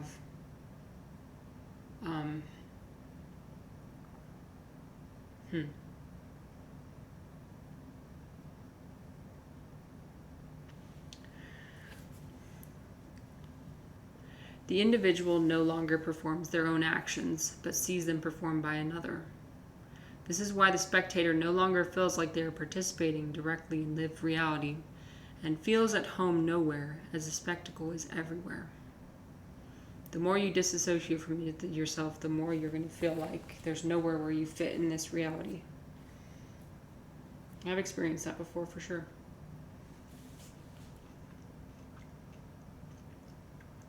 But for me, I think the more that I dissociate from myself, the more I realize how absurd everything is. And the more I want to do shit like live stream myself reading a book and doing yoga. the more I want to do actions like that. Because I just care. I mean, I don't care. I've been caring less and less and less about how people perceive me. Like, just yesterday I had somebody tell me that I looked like Weird Al Yankovic, which... when I thought about it and I looked at the pictures of him, I was like, damn. I think you're right. But like normally like in the past, I think that because I had such a strong sense of self in the past, or a strong illusion of the sense of self in the past, I would have been offended by that comment. Because it's like, oh, what they're saying to me is that I'm ugly. But now that I'm disassociating from myself and like realizing that this sense of self is kind of an illusion and I'm really just, I can really be whoever I want to be, then these comments, even if they're like maliciously intended, they don't really mean anything to me anymore. Or they just, they're very funny. I'm able to see the absolute absurdity of what people are able to come up with, and I'm like, oh, so that's how you perceive me. Like, okay. I just take it, and I'm like, great. I mean, I guess I could argue that maybe that means I have a stronger sense of self than I ever did. An actual sense of self and not the illusion of a sense of self. I don't think that society knows the difference between those two. They think that the sense of self is like someone who is impenetrable to criticism, someone who's confident, someone who can do anything, someone who, if somebody says something negative about you, they're wrong and they're rude and and they get really upset whenever. That is not a sense of self. I think that the actual understanding of the sense of self is being able to hear an absolutely ridiculous comment about yourself and laugh with the other person at that. Because you realize at the end of the day, it really is not important. It really is not important what other people think about you or about what you think about yourself. I mean, although I will say this, how you feel about yourself is important. I didn't mean it that way. But what other people think about you is not important. Because they can't possibly understand who you are. They can't possibly understand. They get bits and pieces and fragments. And the more I put myself out there, the more I put myself out into the world, I'm realizing that when people insult me, they're insulting the idea of me. They're not insulting me as an actual person, I guess. But that also means it's necessary to not think of yourself as an actual entity, but instead as a idea of a person. I don't know if that makes sense. But I think like one of the most popular streamers on this platform, Queso, you know, the guy with red hair, he's overweight. I mean, that's no surprise. That's his whole thing, is that he got a large part of what made him popular was that people were always making comments about how overweight he is, how fat he is, how, you know, these really mean comments, right? But instead of taking that personally, what he did was he laughed alongside people and made jokes out of it. Because I think he made that realization that they're not attacking him as a person. They're just like attacking the idea of him. The absurdity of like this, they're pointing out the absurdity that is the sense of self. He might not think about it that deeply, but that's the reason why I like him, and I like people who do that, who are able to take a joke about themselves, who are able to take really absurd criticism about themselves and realize that the idea of being a self is kind of absurd. Okay. 31. Workers do not produce their own circumstances. They produce an autonomous form of alienation, independent of themselves. The success of this production, and the abundance of autonomous power it generates, is experienced as an abundance of dispossession. Under the regime of the spectacle, workers earn wages in order to buy more products that further dispossess them of lived experience, and instead substitute with objects that make lived experience foreign to them. The spectacle is a map of this alienated reality, one which is identical to and yet obscures the real world. The map shows us what we've missed in high definition detail. 32. The spectacle is a concrete manufacturer of alienation. Economic expansion is the product of the increased demand for alienation production. What grows with the growth of the economy is the very alienation that exists as its basis. 33. As systems of production specialize, and as each worker is more alienated from the final product, and while they produce ever finer details of things in that world, they increasingly find themselves separated from participation in daily life. The closer their life seems to be at their own direction, the more they find themselves alienated from that life. So the more you try and control the course of your life, the more alienated you feel from reality. I wonder if me doing this streaming thing and just doing, I'll just do whatever I want to do. I wonder if that's also doing that. I'm trying to just reject that idea of the absurd sense of self and instead just follow things as a stream of consciousness. Like, what could I possibly come up with today? And then just doing it. Like thinking of an absurd thought and just doing it. I'm hoping that that's the counter to whatever this is, like trying to control the course of your life by just adding randomness and just doing whatever you spur of the moment want to do in that moment. I hope that's not an illusion as well, but again, what do I know? Okay, 34. The spectacle is capital extended to such an accumulation that it becomes a substitute for reality itself. So far, this book is so fascinating. So that I just finished part 1. So we'll move on to part 2. The commodity as spectacle. 35. The spectacle's basic operation is the incorporation of all the transient, directly experienced activities of human life into itself, as to regenerate them as commodities in frozen form. The spectacle is a process of the inversion of the values of daily life into purely abstract values. In these abstract values, we recognize our old enemy, the commodity, which seems trivial and obvious at first, but which is full of complexity and metaphysical subtleties.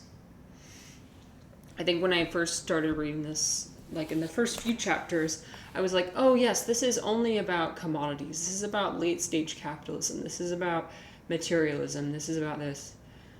But the more that he goes on, it seems like it really isn't that exactly. He's criticizing just the way that human beings think, I think. The way that we... The fundamental flaw with how we perceive reality. Okay, 36.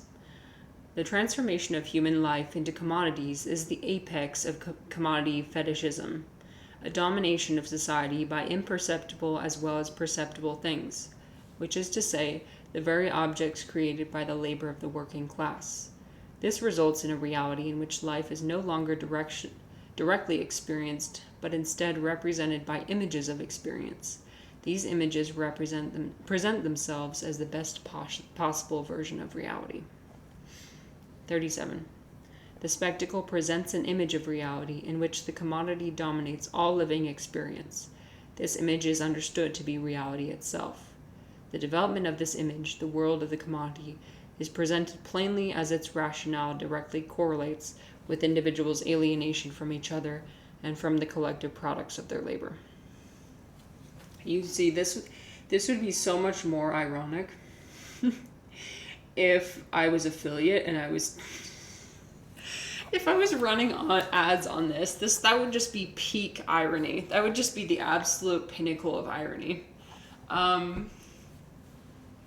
Just even the idea of it just makes me so giddy and excited. I just I don't know. I realize what I'm doing is kind of ridiculous and absurd, but that's the reason why I want to do it. The more I believe in, the more that I separate myself from these absurd ideas of self and how you should be and how you are supposed to act and how society works or whatever, the more liberated I feel. But yeah. Commodities. Commodities, not even in the sense of physical commodities anymore. Because today there's social media, and now people are commodities because they're selling things. Although I don't think that's just a thing with now. I think that's always been a thing with the idea of working for another person. In that sense, you do become sort of a commodity. Yeah. 38. The spectacle produces an increasing quantity of language that specifically describes the commodities it promotes and the behaviors it encourages. The resulting language gradually loses its ability to describe actual reality. This stems from a system of production that shuns reality. What remains is a large quantity of language describing its own corrupt production, a language increasingly capable of describing quantity and unable to describe quality.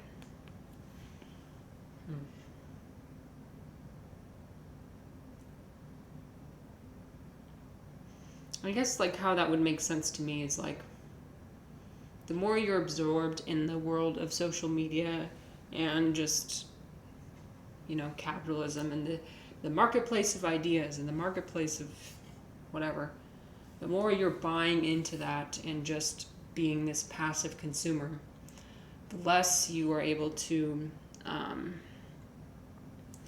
understand the quality of anything. The more that the quality of reality diminishes for you, because it all just becomes this, and the more efficient our system of producing things, providing entertainment, providing that instant dopamine rush or whatever, the more efficient everything is, because everything's about efficiency, right? That's what capitalism is all about, is efficiency. Growth at all costs. The more reality becomes further and further and further and further adulterated. And so we completely lose the quality. The more we try and describe it as well, the more we lose the quality. As I was saying before, the more I've introduced randomness into my life, and the more I've gone against what I previously thought I was supposed to do or be, the more my quality of life has increased. The more I've separated myself from just this way of living as a zombie almost, just kind of mindlessly scrolling and consuming things but not really even consuming them, just viewing them, the more my quality of life has increased significantly. I think it's because you start losing your attachments to what other people think, and instead the feelings that you feel as they arise in yourself, because that has so much more personal meaning, because that's how you form the meaning of ideas, right? Is when an emotion or something arises within you, that's how you attach meaning to things. But when all you're doing is just looking at what everybody else is saying, what everybody else is doing, what products are being produced, what external things are being put out, then shit, I completely lost my train of thought. All right, I'll just read 39. Okay, the increased quantity of language describing the spectacle lacks any qualitative aspects, but it is subject to qualitative change. The contemporary inability of language to adequately describe the spectacle is itself evidence of the enormous development of the spectacle. While this development may not yet be evenly distributed across all localities, this change has been progressed to such an extent that it is verified by the existence of a globalized marketplace. 40. The unconscious history of human society is the history of the development of production systems. This history has created the material conditions of society in the pursuit of survival. It has become the economic basis of all human activity and expands these conditions. The expansion of these conditions relies on the improvement of the underlying economic basis these developments rely on, thus creating a surplus of survival. Well, that makes me think of how, in history up until this point, as long as human beings have existed up until this point, we have always known scarcity of food, scarcity of information. It's only now that we suddenly have a surplus of these things that allow us to survive. And I think that's what's fueling this, and I think that's what he's criticizing. When commodity exchange is limited to exchange between individuals, it will remain for a long time simply individual, small-scale, artisanal trade. The ends are still the production of a craft, in which its quantitative aspect was limited and largely hidden. When trade conditions develop to include corporate and state-sized trades and the accumulation of capital, the entire economy switches to a process of pure quantitative development. This transforms craft into commodity, and craftsmanship into wage labor, as all things produced by craft will become banalized as utility value demands equality and exchangeability across all commodities produced. The producer is freed from the natural pressure that demanded the struggle of survival, but they are in no way liberated from their liberator. The drive for survival is replaced with the drive for labor that transforms the world of survival into a world of economics. It is at this juncture where labor is alienated from craft. It is in this falsified pseudo-state within which human labor has become alienated. All human activity must remain forever in the service of the production of banal commodities that contribute to the expansion of the system of production. The abundance of these commodities and the relationships of the individuals who both produce and consume them amounts to nothing more than a developed form of survival. I think this is referring back to the point he made earlier about how the producer becomes more and more and more separated from the product. And so the more we have the things necessary for survival, the more it's just kind of, we live in a world of absolute abundance. I think we start to convince ourselves that we have this really intense survival instinct, but what happens when we already have everything we need to survive? Does that just go away? No, it doesn't. No, it does not. Okay. Actually, I'm going to pee really quick. I'll be right back. I'm going to pee.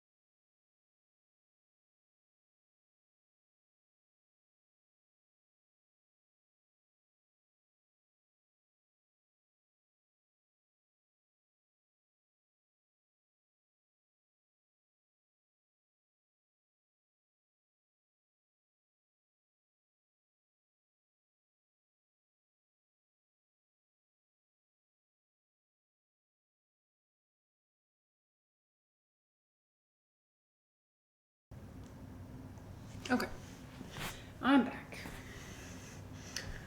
Let's see. I'm so glad that my microphone isn't going out every 30 minutes. That is so nice. Okay.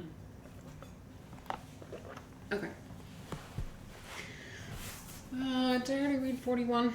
I don't think I did.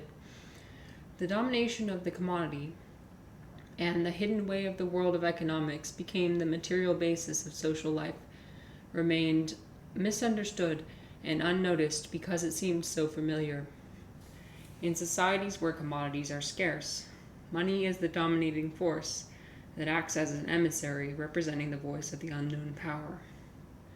It was with the Industrial Revolution and the Fordist mode of production that increased the division of labor and began production for the global market that the commodity became the colonizing principle of social life.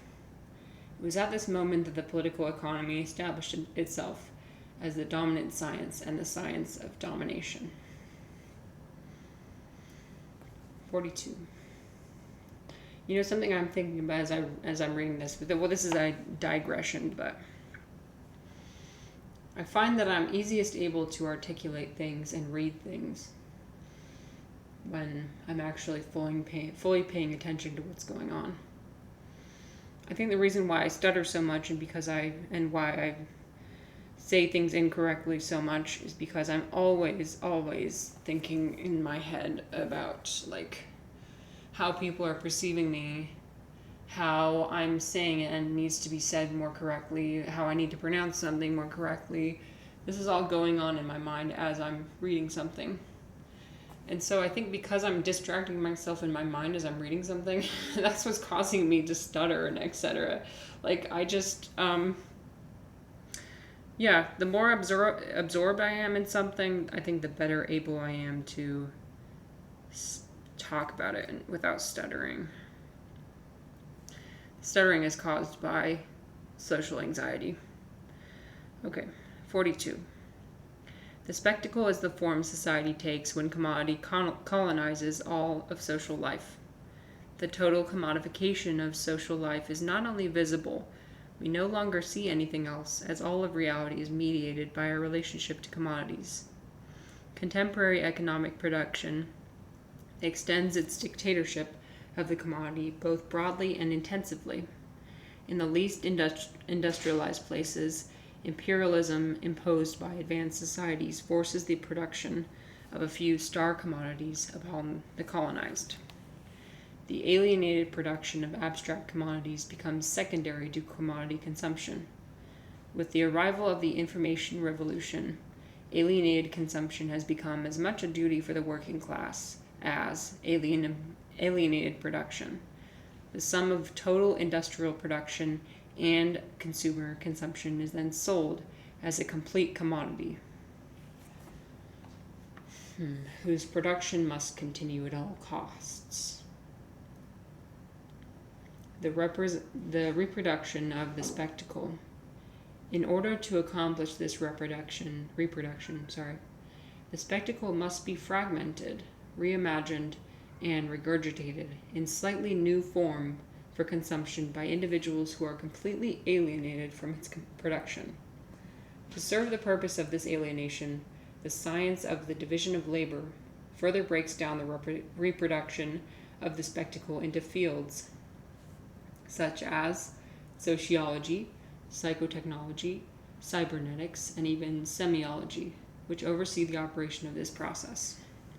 43. In the primitive phase of capitalism, the political economy only considers the labor output of the worker, who only needs to be allocated the minimum amount to sustain his labor contributions, without considering his leisure or humanity. This is exactly what I was saying. How the entire goal of capitalism is to focus on efficiency and to turn people into numbers, into workers, essentially just pawns. It doesn't make any sort of consideration for humanity. It doesn't make any sort of consideration for that person as an individual. It just It's just a system based on growth at all costs. The ruling class is forced to reconsider this once the production of commodities reaches an abundance accessible to the general population. At this point, the ruling class must collaborate with the working class. The worker is no longer contempted for a lack of labor, but treated with politeness for being a consumer. In this way, the commodity takes on a humane approach, attending to the worker's leisure and humanity for the simple reason that the political economy must expand from the realm of production to the realm of consumption. Thus, the totality of human existence follows under the regime of the total denial of man. Jesus Christ. Oh my God.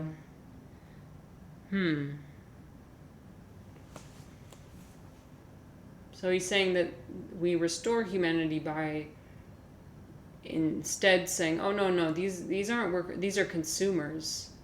You know, that's how we restore their humanity, by giving them by creating a problem and then creating the solution to the problem. That's how everything is. Create the problem and then invent a solution. Wow. It expands from the realm of production to the realm of consumption. Total denial of man. Well, this is just what makes me think about, like, during Pride Month, this is especially known. And, like, whatever your politics are, it doesn't matter. Like, but, like, when, during Pride Month, when all these corporations are, like, changing their logos to be rainbow themed and they're participating in the parade and etc., like, what is it that they're actually doing? Right? They're putting on this facade of, like, oh, we understand you as a person, we understand you as an individual, we want to relate to you, we want to relate to our consumers so that they'll consume more of our products. That's all it is. I mean, it's the illusion of adding humanity back into a corporation, but that's not what's happening. Okay? They only have one purpose, and that is to make money. That is the only purpose. They don't care about you. I mean, it's a corporation. I know that I'm reducing a group of people to numbers, but what I'm talking about is the entity I'm talking about the system, not the people. The way that the system is designed. And that's why it's easy to be angry by it and critical of it, because, like, what I'm talking about is, like, not humans per se, but just, like, the system that humans created that has a lot of problems. Yeah. So that's why it feels so disingenuous. I mean, in the beginning when people did it, I think that corporations do that in a much more subtle way now. But Pride is a very concrete and easily recognized example of this. It's a very obvious example. But I think what it should do is make people think about how else are they doing this? Because this is just like a very loud and proud way that corporations are trying to remind us of their humanity, but there must be other methods that they're using that are a little bit more unapparent, or not as obvious. So, yeah. Total denial of man. 44. The spectacle gradually leads individuals to identify personal satisfaction with survival itself. This transforms satisfaction into a commodity. And transitively, survival itself becomes a commodity. Survival must always increase, thus creating a continuation of lack. There must never be enough satisfaction, as satisfaction begets additional lack.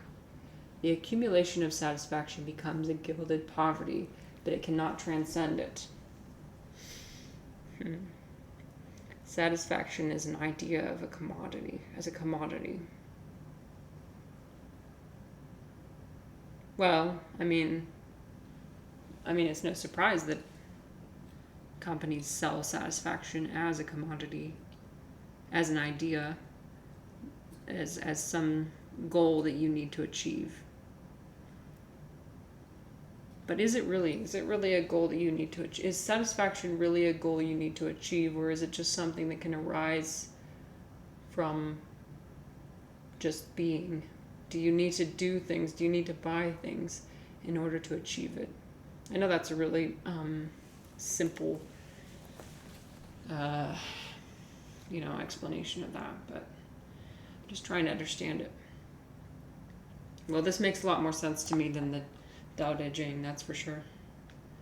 Okay. When I was reading the Tao Te Ching, I was like having an existential crisis throughout. I was like, oh shit, I guess I'm kind of dumb. I don't know what this means.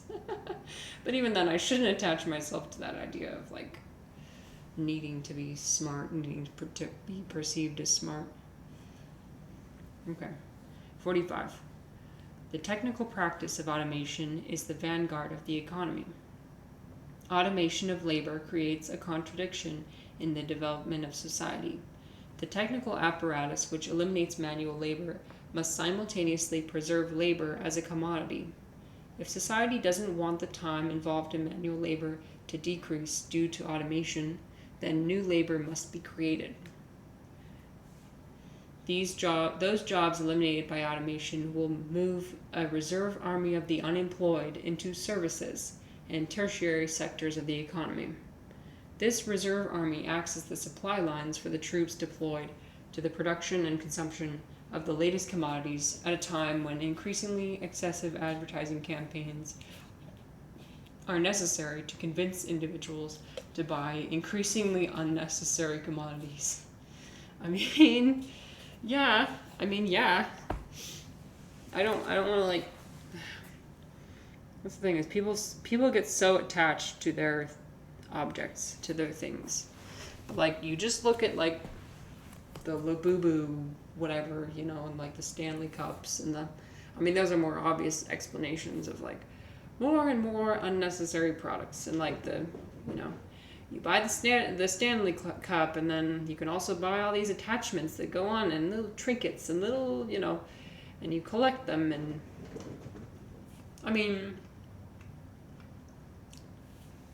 I'm not denying that people do receive satisfaction for buying those things, but they are unnecessary.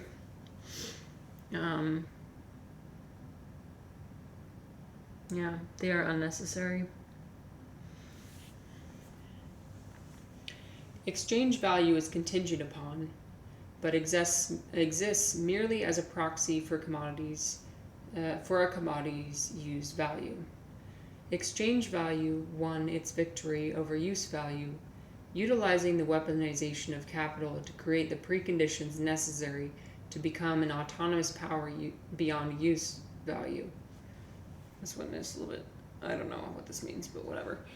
Exchange value has taken precedence over use value, monopolizing all aspects of human satisfaction, thus controlling a commodity's use.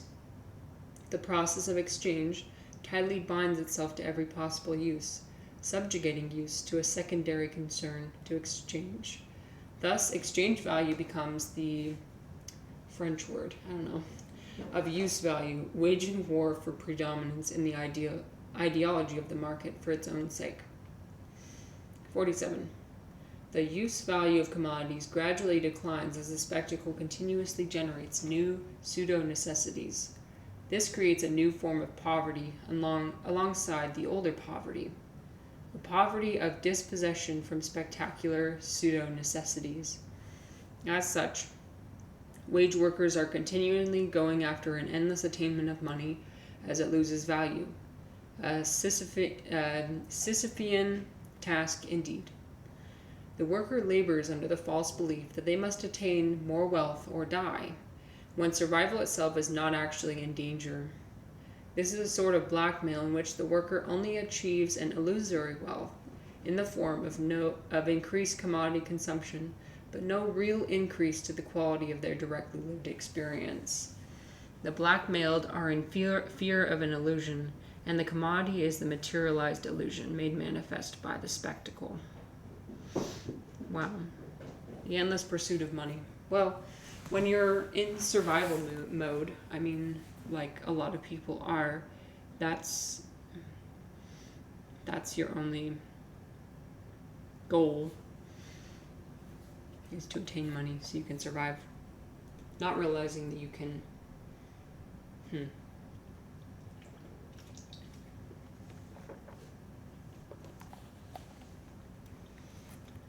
but also poverty of dispossession from spectacular pseudo-necessities.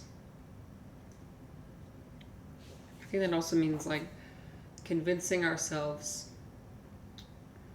that we need certain products in order to survive. But when you really think about it, how many products do you really need to survive? How many do you actually need? What does everyone deserve? I guess that's a question of morality more than it is of, but okay. 48.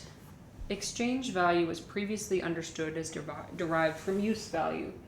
Now, however, within the inverted reality of the spectacle, use value must be explicitly and with great pretension advertised, as the actual use value of the commodity has been diminished as its connection to directly lived reality has been gradually eroded. The commodity's relevance has been made obsolete by the continual development of the market economy. Thus, the pseudo-necessity of these commodities require pseudo-justifications. The spectacle is the complement of money. Money represents the equivalent exchange of individual goods whose use value cannot be directly compared. The spectacle is the contemporary development transcending the equivalent exchange of individual goods towards a representation of the totality of the commodity market as the equivalent of what the whole of society can be and do. The first abstraction, money, useful commodities are represented for exchange, yields to the next layer of abstraction, the spectacle, in which money is merely gazed upon, because all use value has already been exchanged for the first abstraction. Thus, the spectacle is not only an abstraction of pseudo-use value, but an abstraction of the totality of the system of production of pseudo-necessities. 50. When society reaches the level of generalized economic abundance, the result of all social labor becomes visible, transforming directly lived reality into the spectacle that is the product of this society's system of production. Capital is no longer the invisible authority directing the system of production. As capital accumulates, it spreads to the ends of the earth in the form of commodities. The entirety of society becomes a portrait of the capital, who is its patron. 51. The financialization of the economy emerged victorious as an autonomous power for its own sake, simultaneously underwriting its own demise. The forces unleashed by autonomous power of the financial economy undermine the efforts of ancient societies that put the material needs of humans, so food, clothing, shelter, at the center of its economy. These needs are replaced by boundless financial economic growth itself, and the society demands the necessity of infinite growth. The satisfaction of basic human needs is therefore replaced with the increasing growth of the generation of new pseudo-needs, and the abstract pseudo-need for this economic arrangement to continue indefinitely. Society then refocuses its basis to the maintenance and growth of these pseudo-needs at the expense of authentic needs, a result of social unconsciousness dependent upon the economy of pseudo-needs. This is called the autonomous economy, the economy which has shifted from the satisfaction of basic social needs to the generation of pseudo-needs for its own sake. Whatever is conscious wears out. What is unconscious remains unalterable. But once it is free, does it not fail to ruin in its turn? I keep trying to conceptualize in my mind what these pseudo needs are.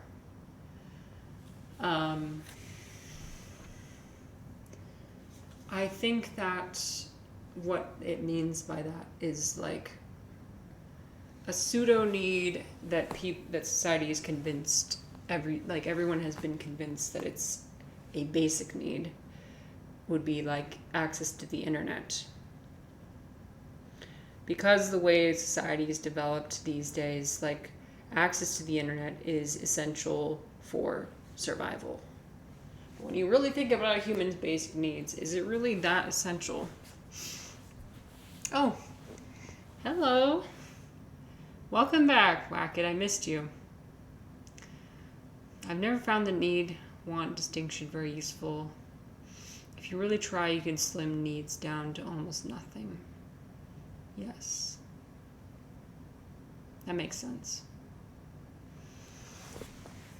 But it keeps talking about all these like pseudo needs.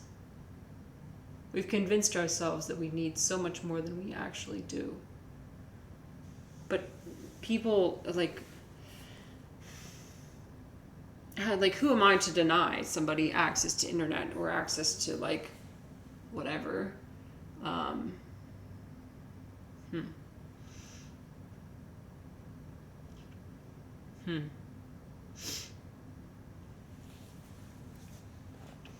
What is Veblen value? Let me look. I'm gonna look that up.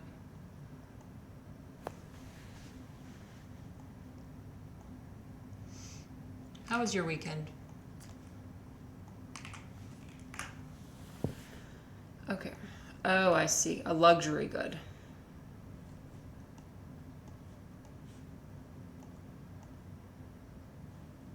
Things people buy more of.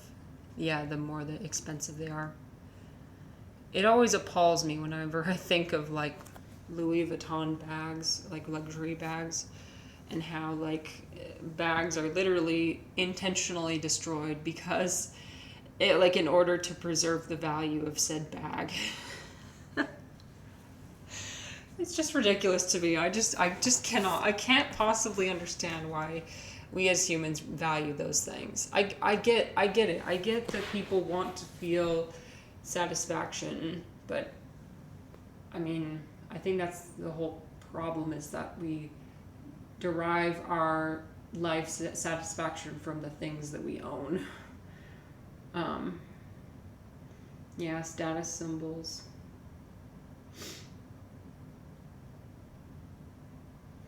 Any measure you turn into a target ceases to be a good measure. Well, that's what he was saying earlier. I don't know if you heard me read the passage about how he talks about I just lost my train of thought. Satisfaction as a commodity.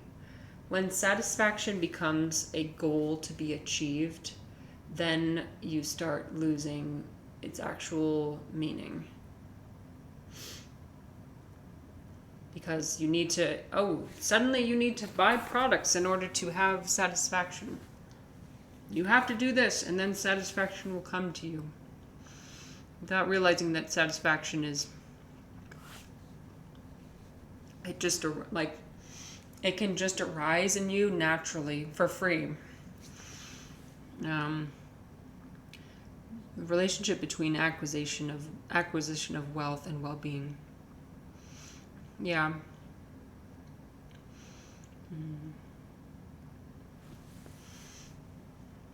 The line at which you stop getting utility from wealth.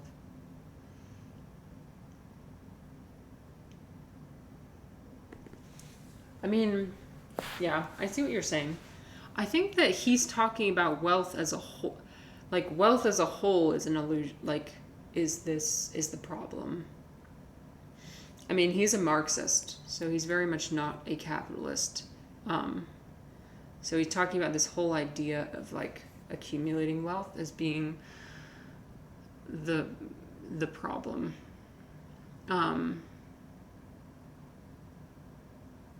Oh, I see. Oh, okay. Right. Yeah. Oh, what was I saying earlier? Um, yeah. One thing I was saying earlier was like the less I've attached myself to the idea of who I am, like my sense of self, the more value I've gained from life. And I think that's what he's talking about also. I mean, that can apply to anything. The less you attach yourself to whatever, like, possible outcome or, like, what feeling a wealth or whatever is going to generate within you, the freer and more satisfied you feel. There's this, like, illusion of being able to control your own emotions and your own feelings and your own thoughts and your own everything. And what capitalism does is it capitalizes on that. It's just a manifestation of it's not like, all it is a manifestation of what's wrong with the way we understand reality. We understand reality as something to be controlled. If we just, like, if we're able to, like, fine tune all the aspects of it, he's talking earlier about, like, more and more specialized work, more and more specialized roles. The more we make more and more, like, these specialized roles, the more, like, replaceable we are as human beings. The more we become, like, this pseudo real, the more we feed into this, like, pseudo reality. Yeah. Oh, I missed you. I like our conversations. Okay. 52. At the moment society discovers that it depends on the autonomous economy, the economy depends on society. This formerly secret power, which has developed to such an extent that it became visible and autonomous, has lost its power. The economic id must be replaced by the I. The individual, the subject of autonomous economy, can only emerge from the society that has organized itself for the production of the individualized pseudo-necessities of the individual. The general class struggle of each individual to create a self-determined reality against an economy prepared to create a reality for its own sake. So you notice how, like, the more as soon as I know that somebody's listening, somehow I just, like, fucking stutter every single word. It's so annoying. Okay. The existence of the autonomous economy is contingent upon the results of this struggle, the manifestation of which is the product and producer, creating the economic and material basis of history. Under the struggle of capitalism, the worker seeks to abolish all classes and control the means of production.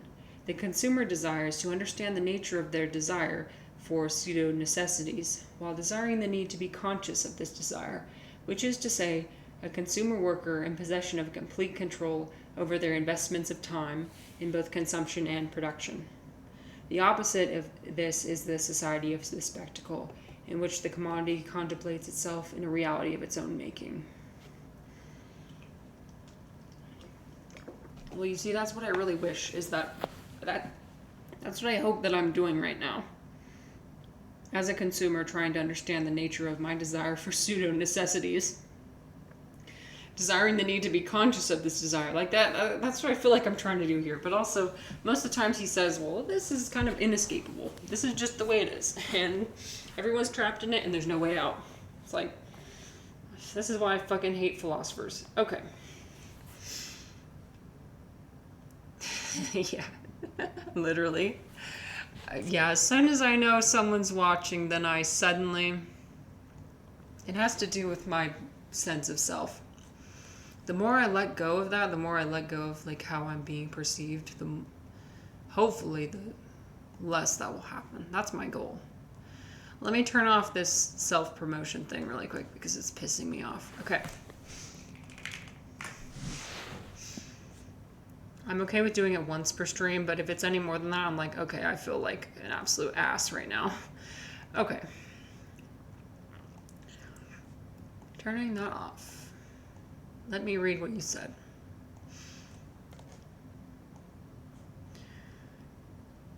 There's something to it. Very hard to say that giving up division of labor would be worth the price. You wouldn't be able to produce modern medicine. I know. Well, I know. Yeah, this is what I thought about as well. Like, yes. Yes, we would be fine until we're not fine. Like, until somebody, like how far can our current knowledge go? How much do we need, like, disinfecting material? I mean, we need, like, as a woman, for example, like, childbirth, historically, a lot of women have died in childbirth. So, because of modern medicine, I'm much more likely once I have a child to live after I deliver that child. So, we can't just abandon everything. Yeah, giving up division of labor.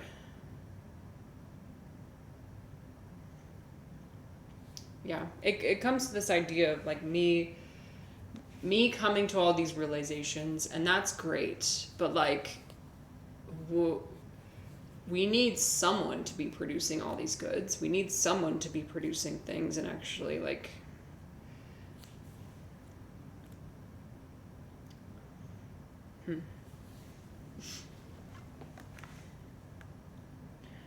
Okay, number 3, unity and division within appearances.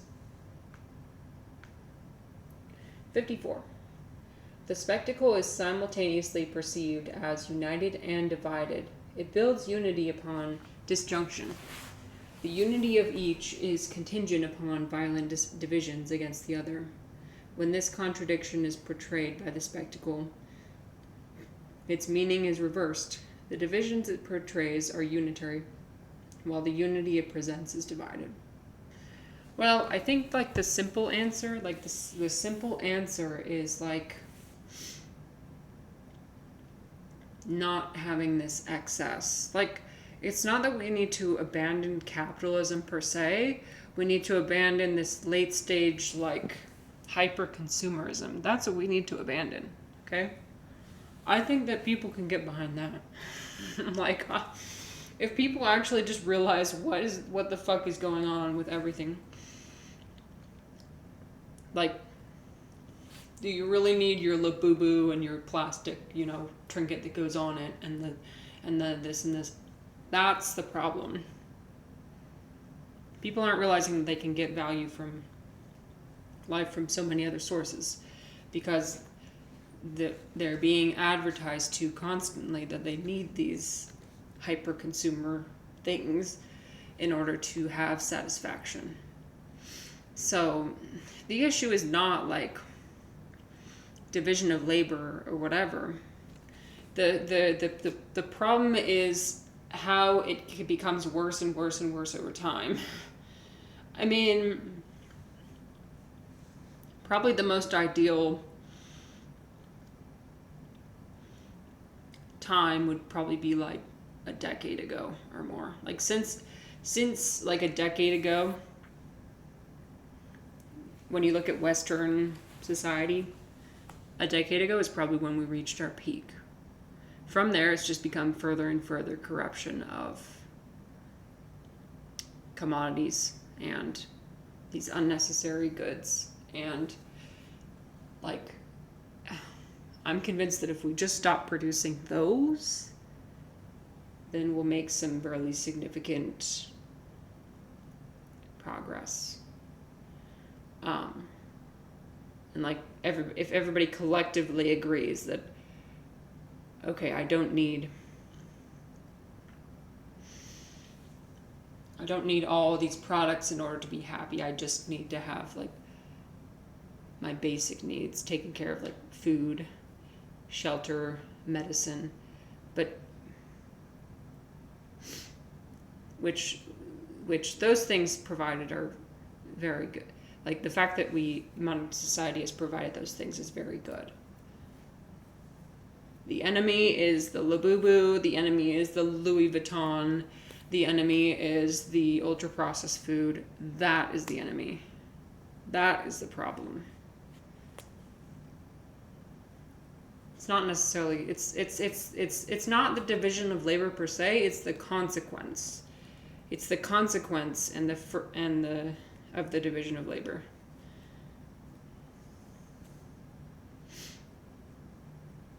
So, but how do we turn society away from valuing those things, from convincing ourselves that we need those things? I mean, with the social media and the illusion of connection, that's another thing that we need to turn away from.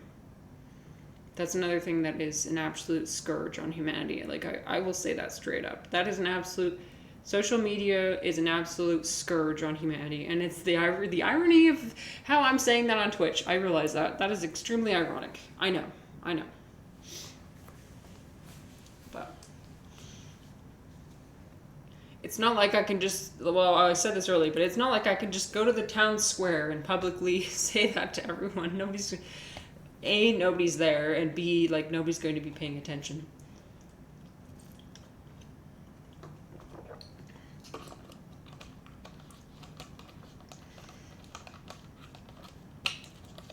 I have to use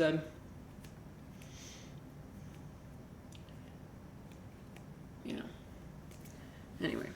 Okay.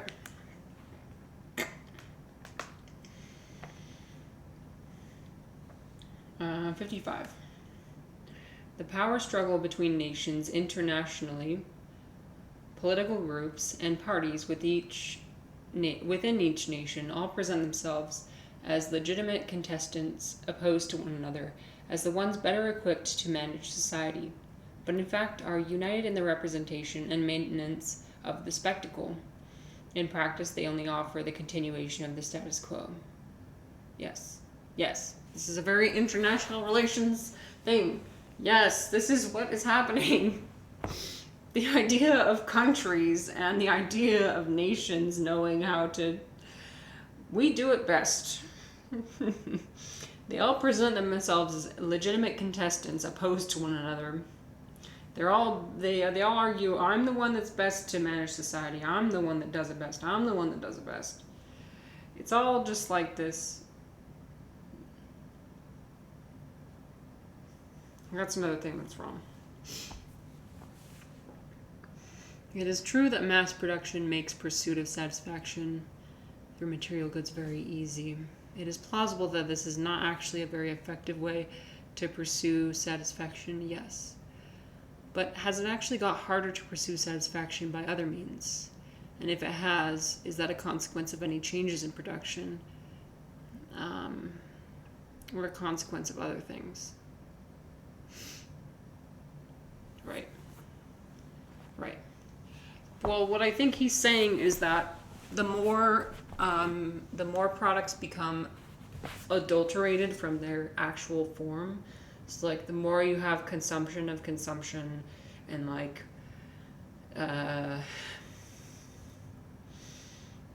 streamer reacts to YouTuber, who reacts to this, who reacts to that, who reacts to whatever, like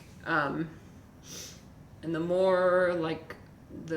more fake food becomes, the more fake interactions becomes,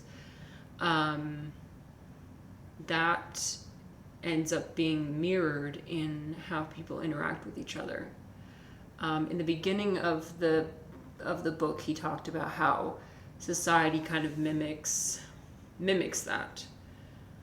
Whatever is currently being sold to people, so if it's just further adulterations of commodities that are being sold to people, then people in turn are going to act less and less authentic. People are going to like replicate on their own, because we still have this. We still confuse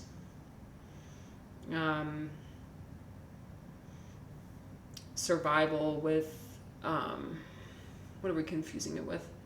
We still think that we need to be surviving, even though we already have most of the things we need to survive, if that makes sense.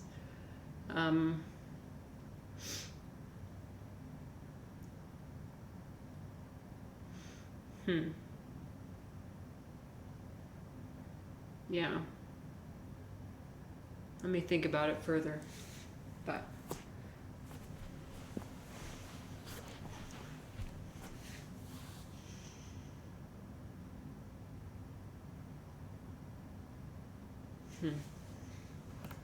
it'll come to me.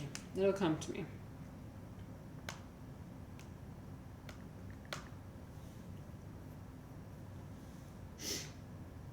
Well, like the more I'm being pushed these products. Oh, yeah, sounds good. See ya. 56. The falsified struggle between power groups, despite being theatrical, is real in that the struggle defines their identities in relation to the spectacular society. The struggle is to define the dominant characteristics as well as the form and boundaries of these characteristics in order to construct a cohesive social identity that stands apart from other identities. The difference between power groups is determined by their level of economic development, or the contradictory interests of the classes that attempt to construct their social identities within these groups. The definition of these priorities are decided by the ruling group, to the detriment of and in opposition to the minority. This impacts individuals within the nation as well as those in colonized regions inside the sphere of influence of the nation. The spectacle presents these differences as absolutely distinct forms of social organization, but in fact they are all different styles of localized capitalism that contribute to the transformation of the world in a globalized field of spectacular capitalism.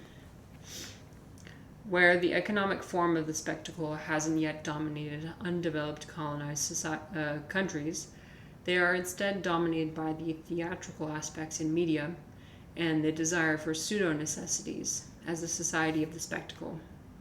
Cultural developments influence the indigenous ruling classes and limit their agendas. These cultural dominations, just like pseudo-necessities that never satisfy, also provide false models of revolutionary behavior to local dissidents. At the national level, the spectacle presents local and national specializations. But when looking from a global scale, we see a global division of spectacular labor. The division of spectacular labor primarily reinforces the dominance of the spectacle as a whole worldwide system, but it primarily focuses on the development of its most advanced economic sectors. As the spectacle is founded upon an economy of abundance, the fruits of that economy tend to dominate the spectacular market within its sphere of influence, despite any local authoritarian police protections or ideologies that grant the locality the appearance of independence. Oh, I need to stretch my back. Okay. Make sure my ass is not on the camera. Okay. 59.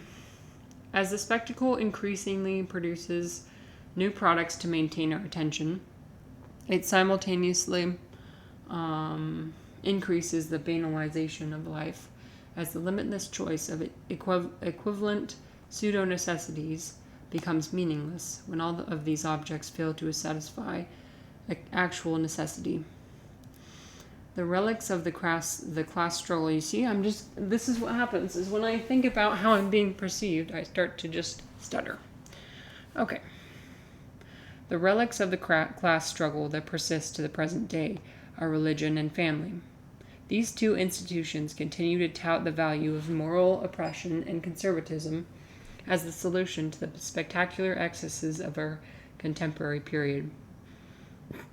The result of economic abundance is both an apathetic smugness and a new spectacular rebellion that presents an image of opposition but cannot exist without the spectacle it opposes.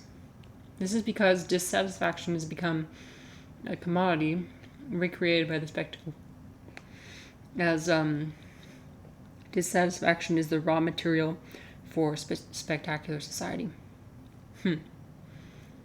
Interesting.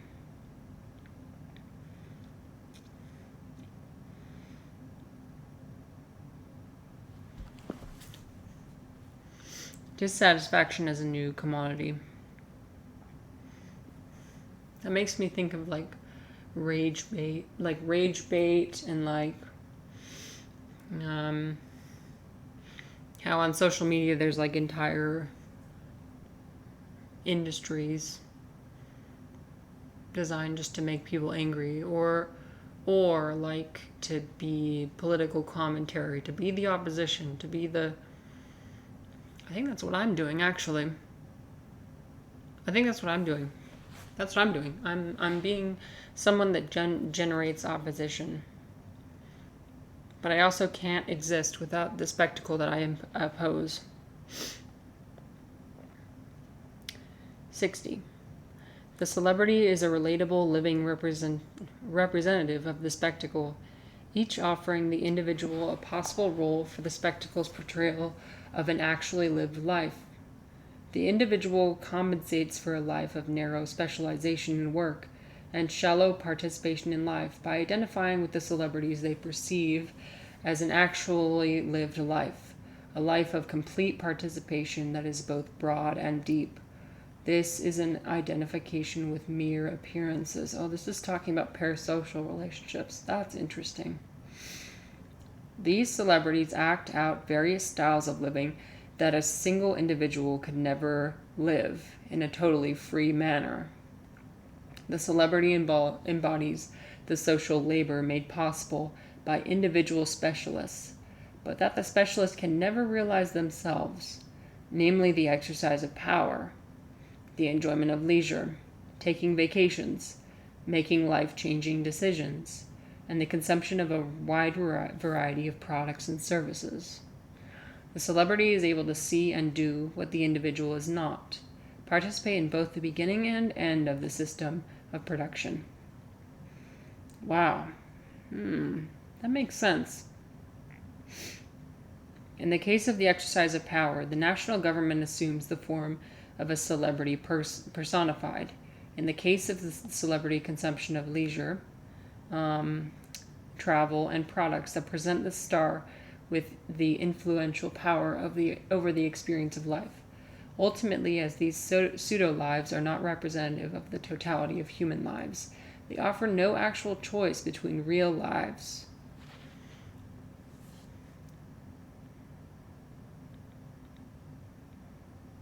Can't get opposition out of me. Don't have enough strongly held views. I think this whole passage about celebrities being interesting. It's a relatable, living representative of the spectacle. It's like the image of an actually lived life.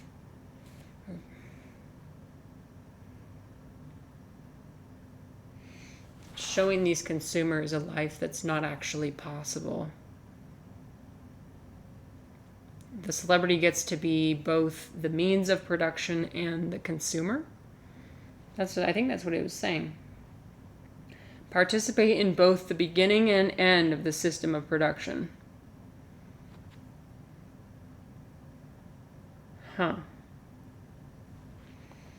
61. Hopefully this one will elaborate more. The celebrity is the opposite of the individual. In assuming the role of celebrity, they must accept the public identifying with them and renouncing their own unique identities. Oh, yeah. This is what I was talking about earlier, about how somebody called me Weird Al Yankovic. I laughed at that for a solid, I don't know. I laughed at that until I almost pissed myself. I thought it was so funny. I bet he would have liked those 24/7 streamers. Yeah. Well, even me, I'm also this. I'm also this because by broadcasting myself to everyone, I'm inviting people to take pieces of whom I am as a person and like identify them. The celebrity is as much an enemy of their own individuality as to the individuality of others. Each celebrity represents an aspect of identity to be consumed by the public.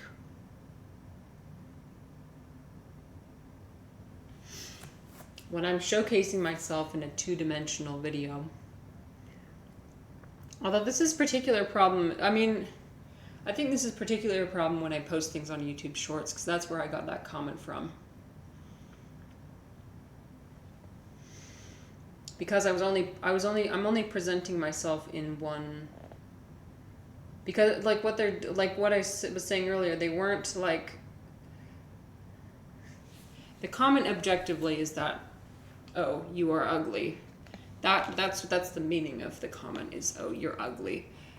But what they're doing is they're not actually saying that about me as a self. They're saying that about the image of me. And it's so important to make that distinction between like the version of me that everybody's perceiving through this screen is not actually me. As much as I try, and this is what it's unfortunate. I do want to showcase me as an entire person, like everything. I don't want anything to be fake about it. But inherently, that's just, it can't be done. I can try my hardest, and I'm sure those 24/7 streamers try their hardest. But the reality is that nobody will ever, like, understand me as a, they'll only ever understand certain images and, like, pieces of me. But the same goes for, like, people in real life, too. He said that as well. Like, it's not just the commodities, it's not just the materialism, it's also just people-to-people connections. Even your connection with yourself. The more that I dissociate from myself, the more I realize the sense of self is just absurd. Since over time, that's all I'm doing is just evolving and changing. So to get upset by someone's comment about an image of me, like an idea of me that they have in their head, is just ridiculous, because not only do they not understand what I am as a self, but I also don't understand me as a self. Like, the solution is just to do things that are more and more and more absurd. That is how you identify with your sense of self. You embrace the absurd. And you realize when people make absurd comments about you, that is just the absurdity of life. The only thing you should do is just laugh at it and embrace it. That's how you're truly liberated. Okay. Each celebrity represents an aspect of identity to be consumed by the public. In doing so, each of their unique characteristics is up for sale and is no longer their own. With each performance, the celebrity outwardly expresses different modes of living and unique personalities, demonstrating happiness across the entire realm of consumable lifestyles. These stars, across multiple roles, possess a full range of admirable human characteristics. The contradictory differences between these roles is cancelled out by the presentation of excellence in each one. Some guy had to be retroactively promoted to general in order to be given credit for the Battle of Kursk 20 years later. John F. Kennedy, the great orator, survived himself when his speechwriter Theodore Sorensen penned his own funeral oration in the same style that created the dead man's public persona.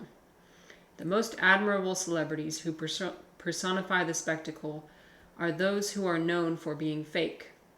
They become famous by stooping below anything as an acceptable individual would do, and everyone knows it.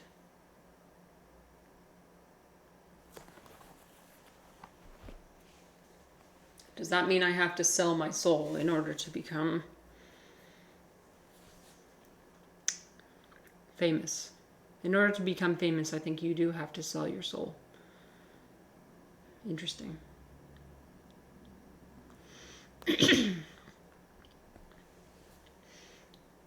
The spectacle offers an abundance of choice, expressed as loyalties to one side of a false dichotomy. These loyalties are aligned between competing and complementary spectacles or the juxtaposition of rules within the spectacle. These false dichotomies develop into struggles between opposing teams who claim fierce allegiance to what are otherwise trivial experiences.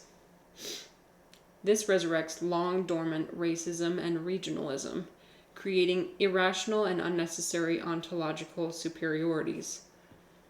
All this sets the stage for trivial confrontations, sporting events, theatrical elections, and the like. The presence of abundant consumption pins the adults against the youth.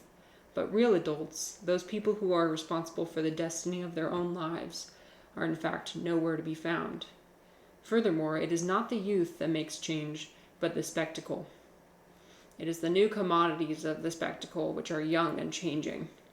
At its core, the commodities are what are directly confronting and replacing one another. Beneath the abundance of false dichotomies lies a unity of poverty. This is the struggle for dominance of trivial differences in form, maintained within the continuation of alienation. In making either choice, individuals become united in opposition to each other, engaged in a pointless struggle, where only the spectacle benefits from the continual regeneration of this false opposition, while real contradictions are repressed. This is very, very much happening today. This is very much happening right now. Literally right now. The spectacle, at its most abstract level, presents itself in one of two possible forms: the concentrated form or the diffuse form.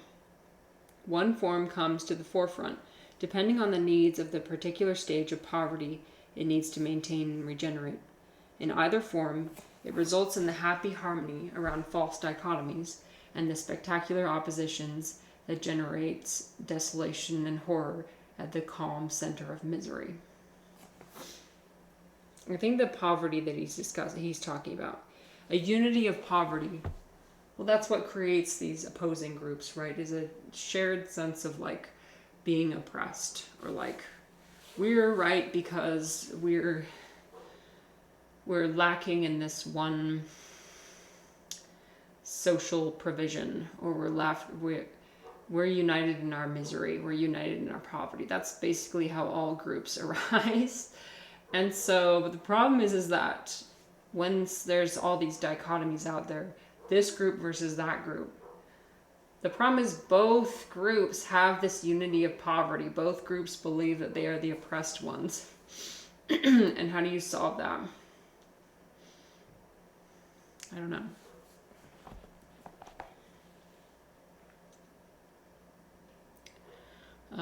Let's see. The concentrated spectacle is primarily associated with bureaucratic capitalism, but is also the primary form used by both undeveloped economies or advancing economies to reinforce state power during moments of crisis. Bureaucratic ownership, which is to say the ownership of the economy by the bureaucratic class, is also concentrated in that any individual bureaucrat maintains ownership only as a member of the bureaucratic community. Commodity production, while less developed under bureaucratic capitalism, takes on a concentrated form, the total control of social labor. What it controls in labor, it sells back as exclusive access to the basic means of survival. As such, the dictatorship of bureaucratic economy cannot leave the exploited classes any margin of choice. All consumption is carefully chosen by bureaucratic capitalism because it has to make all choices itself and independently of demand, whether regarding food, music, or anything else. This amounts to a declaration of war against any independent choice outside of itself. Whatever is produced must also be consumed, and nothing outside the system officially exists. The masses cannot have any margin of choice, because choice ultimately leads to the choice to destroy bureaucratic capitalism itself. Choice ultimately leads. Yeah, that makes sense. This dictatorship enforces itself with the exclusive control on the monopoly on violence. The concentrated spectacle imposes an image of the good, which encompasses everything that officially exists, and typically reflects back on the work of a single individual, who is the guarantor of its totalitarian cohesion. Everyone must magically identify with this star individual, or they will disappear. This individual is the master of his non-consumption.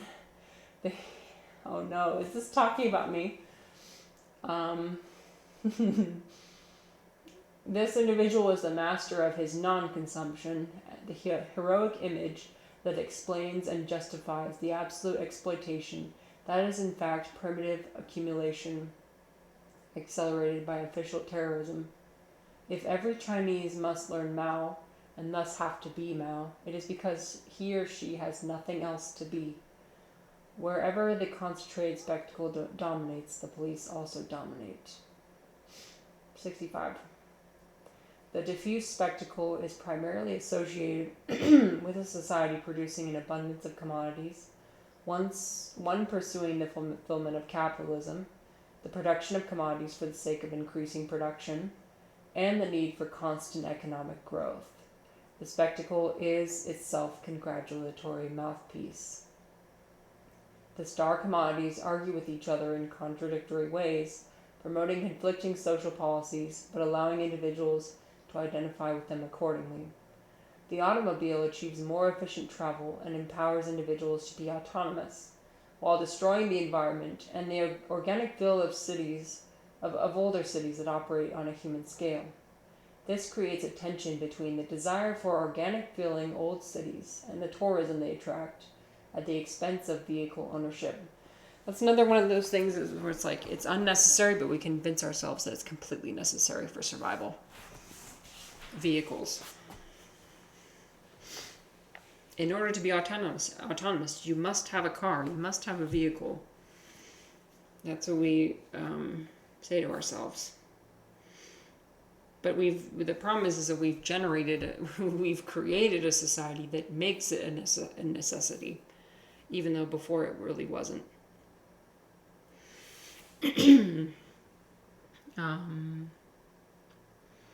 These tensions create a gap of satisfaction where the consumer is unable to satisfy the whole of what society has to offer due to the contradictions between its parts. Due to this contradiction, the whole is absent at every aspect of society. 66. Contradictory commodities struggle for themselves, and they cannot acknowledge others. Each seeks to become predominant, as if it existed alone. The spectacle is the heroic poem of the struggle, one in which the fall of Troy would not bring about its conclusion. The spectacle doesn't sing of men and their wars, but of commodities and their passions. It is in this blind struggle that each commodity, following its passion, in fact unconsciously materializes something beyond itself, the globalization of the commodity, and thus the commodification of the globe. Thus, by a deception of the commodity rationale, the individual commodity wears itself out in battle, while the commodity form goes towards its absolute victory in the war of self-realization.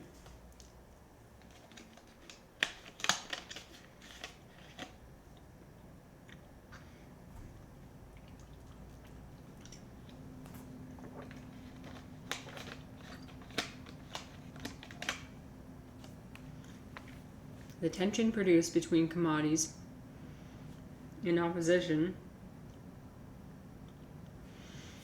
reduces the satisfaction of using these abundant commodities. The individual consumer exhibits religious fervor for having as commodity, where having is an end in itself.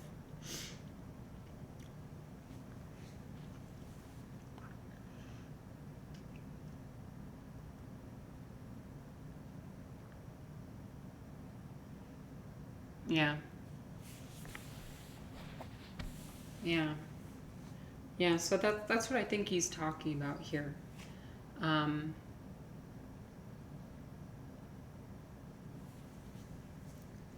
I mean,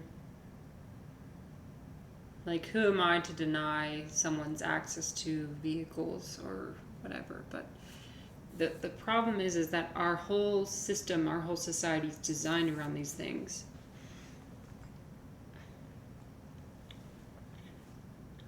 Treating money like a score in a game they're playing. Well, when you ask, I mean, like, right. Because when you look at extremely wealthy individuals, like, why are they still pursuing money? They don't need any more money. Why are they still going after it? It's because it is kind of like a game. It's like a goal. It's like this abstract idea of, like,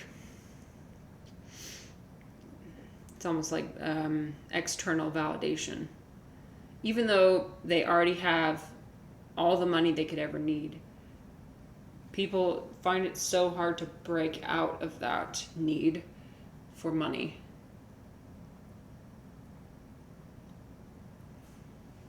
Because because capitalism thrives on greed. And like, I don't think people are inherently greedy. It's just like, in order to get to a certain economic standing, sometimes I think you do have to have that mindset of treating money like a goal. But it's so hard to break yourself out of that once you've already achieved it.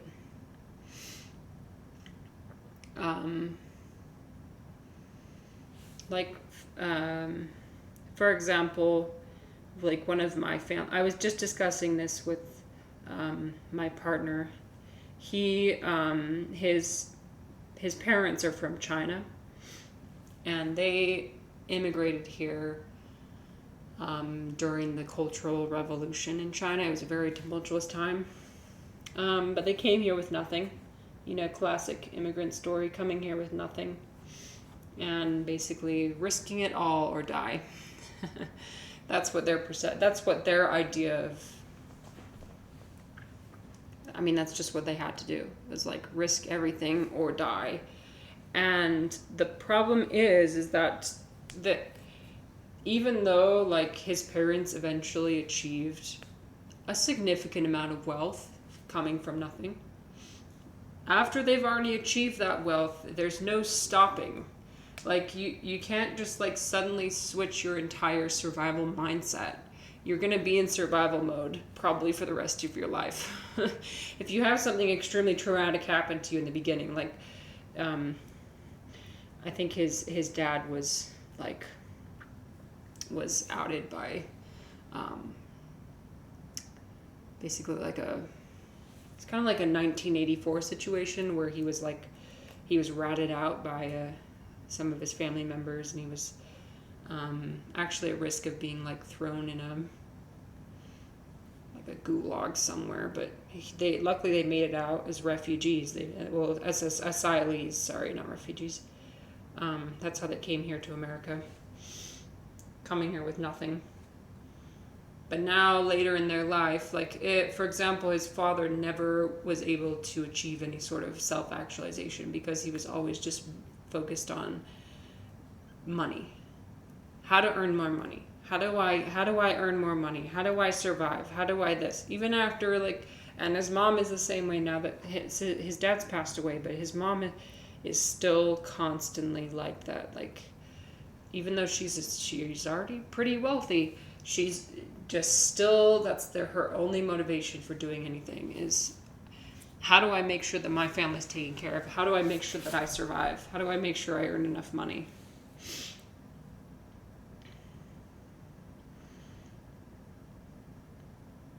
Failing to, yes, exactly. That's what you were mentioning earlier. Failing to recognize when additional wealth is no longer providing appreciable. Yeah, that is what you're saying.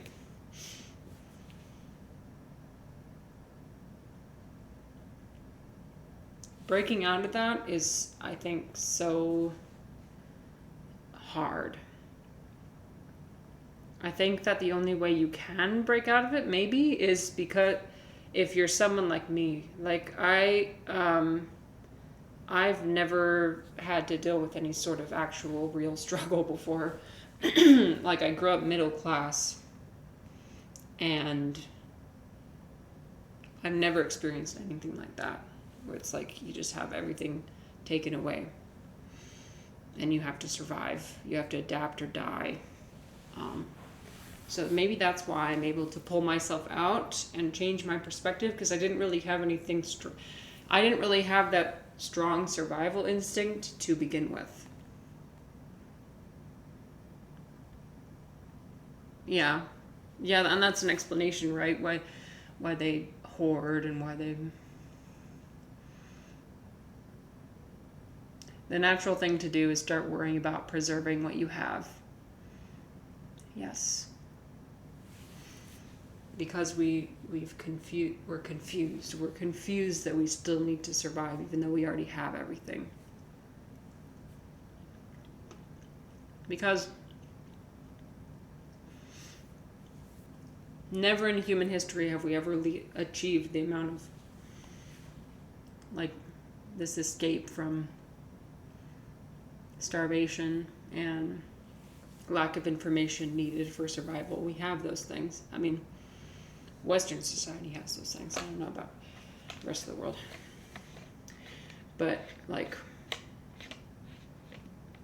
but we can't just, like, undo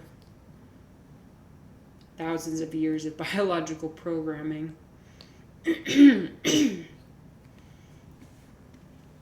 I wouldn't know, because I've never had my brain programmed in that way. Like, I've never been in a survival situation, so I wouldn't know what that's like.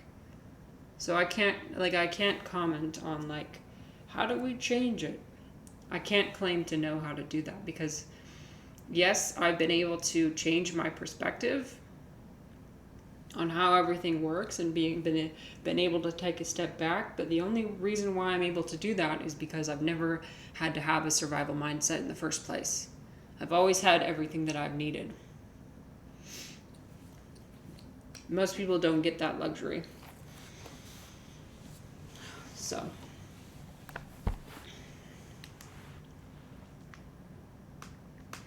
that explains why, like, all the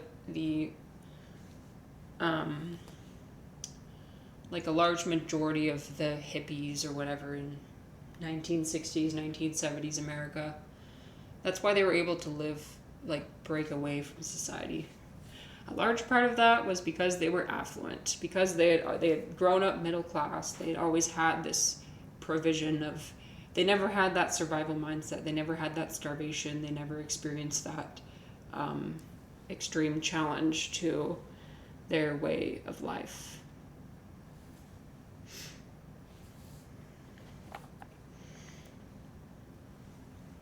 Okay, 67.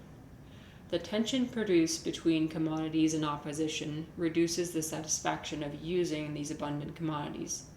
The individual consumer exhibits religious fervor for having as commodity, where having is an end in itself. All forms of media engage in the promotion of waves of fervor for having these commodities. A new style of fashion emerges from a film.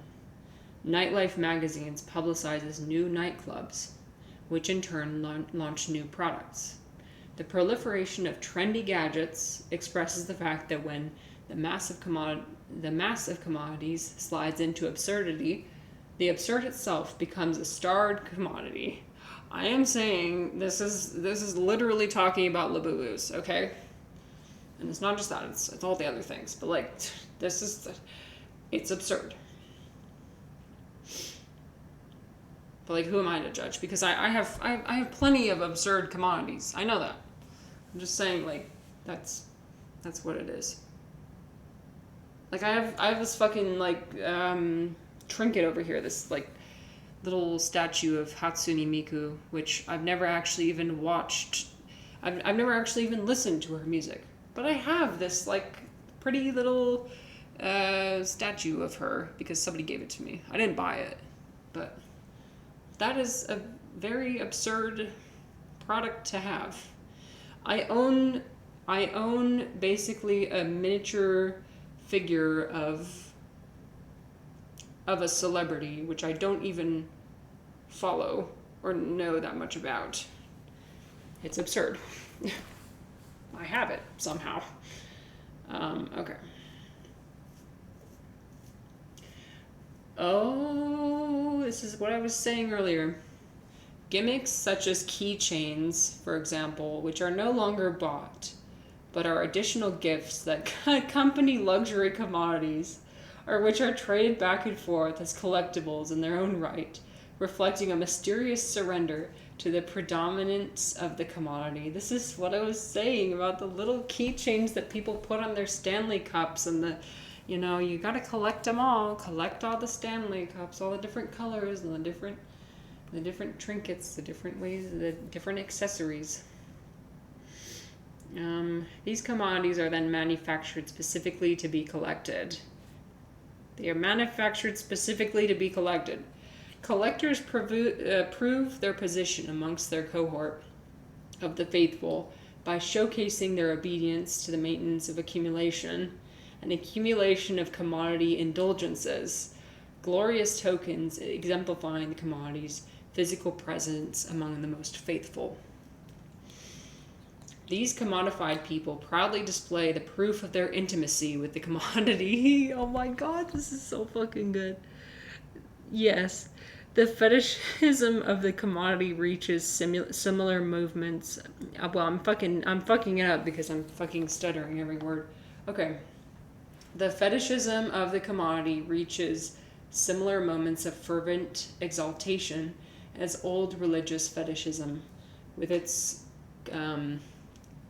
convulsionary raptures and miraculous cures. The only usage that remains within this relationship is the usage of submission to the commodity on the part of the faithful. Submission, worship, fetishization, all of it.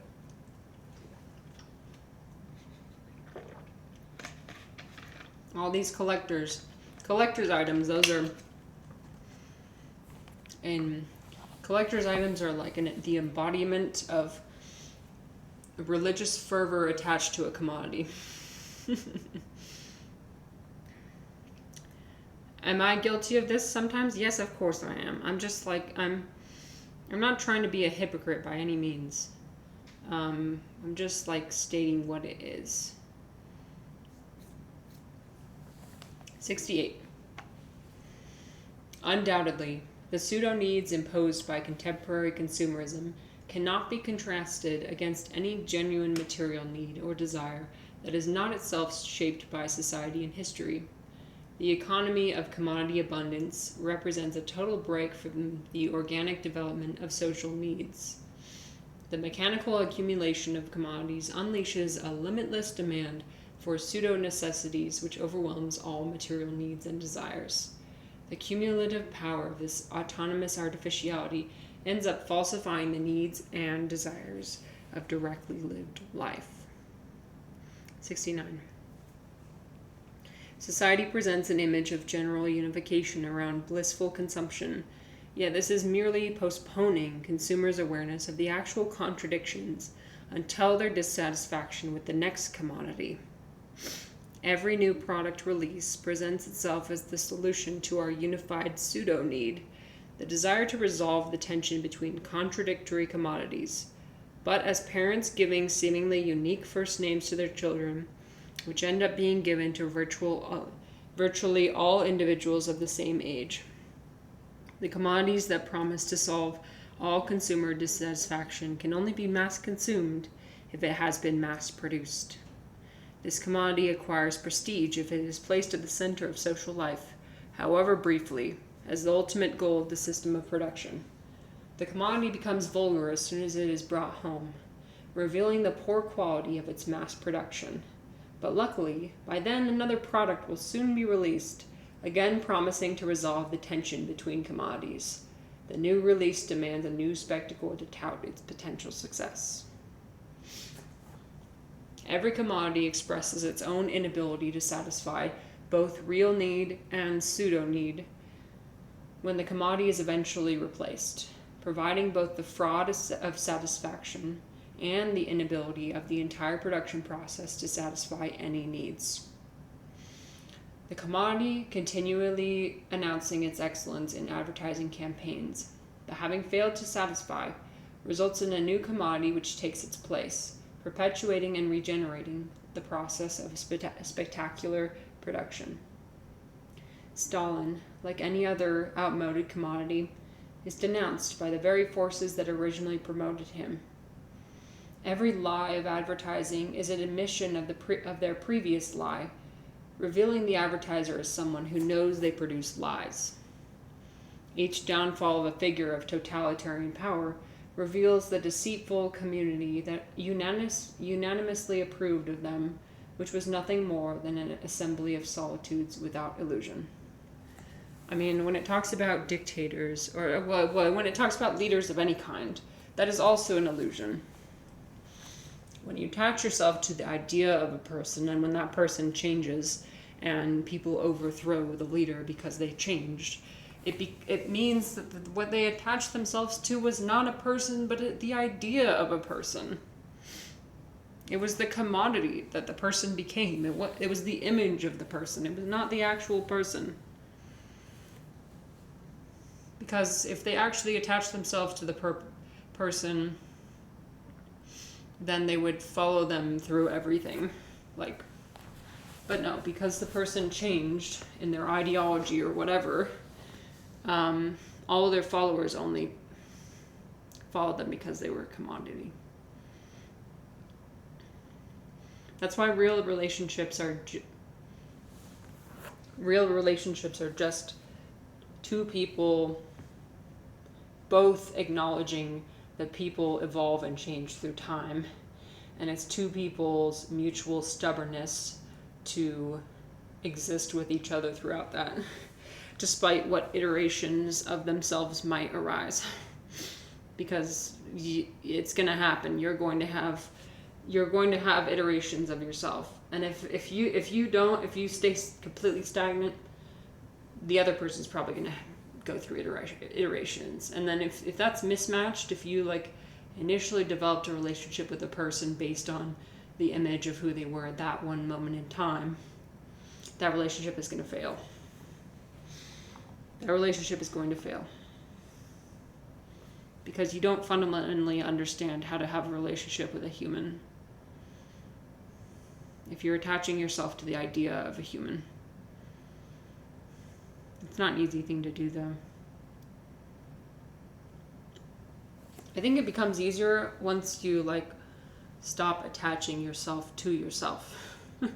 When you stop understanding yourself as this thing to be understood, and instead just being, just letting it flow through you, whatever it is. If it flows through you, if you allow it to just flow through you, then I think you have a better understanding of what the self is than someone who has really high confidence, or I don't know. That's my understanding, but I could be wrong. What's the difference between saying that you like a person as they are, or not as they later become, and saying that you like the idea of a certain person? I think I'm combining those two things. What I'm saying, and I think what he's saying, is that a person like themselves, yourself, your actual self as you are, as a being or whatever, that is not something that can ever exist. That's not something that can ever exist in one moment in time. Whenever somebody's like attaching themselves to you in one moment in time, they're attaching themselves to the idea of you, not you.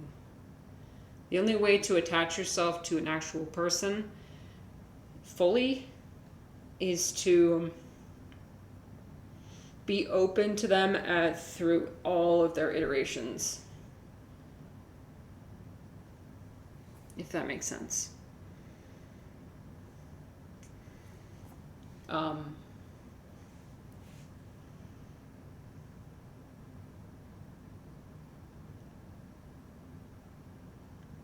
Yeah. It's hard for me to describe, but people can change in subtle, tolerable ways. Presumably, you don't have to be open to that. Yeah. Okay, yeah. Yeah.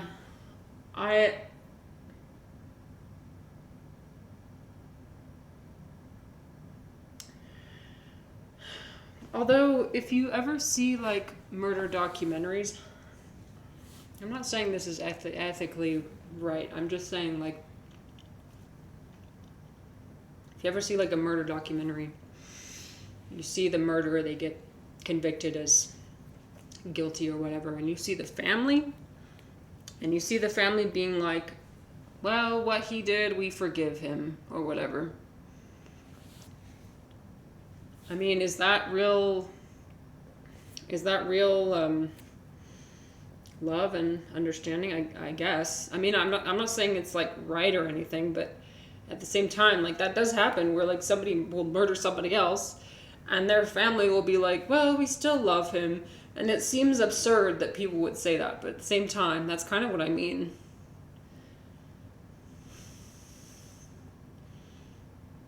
And I think it's like it's like the idea of, like, unconditional love. Maybe it's like you don't have to, like, be open to that. Like, oh, what you did is good and morally correct. It's not that. It's like instead just like this unconditional wanting to be in that relationship with them, no matter what they do or how they act. Is it really a matter of whether you like the idea or actuality of a person, or just a matter of liking a person as they are and being willing to tolerate?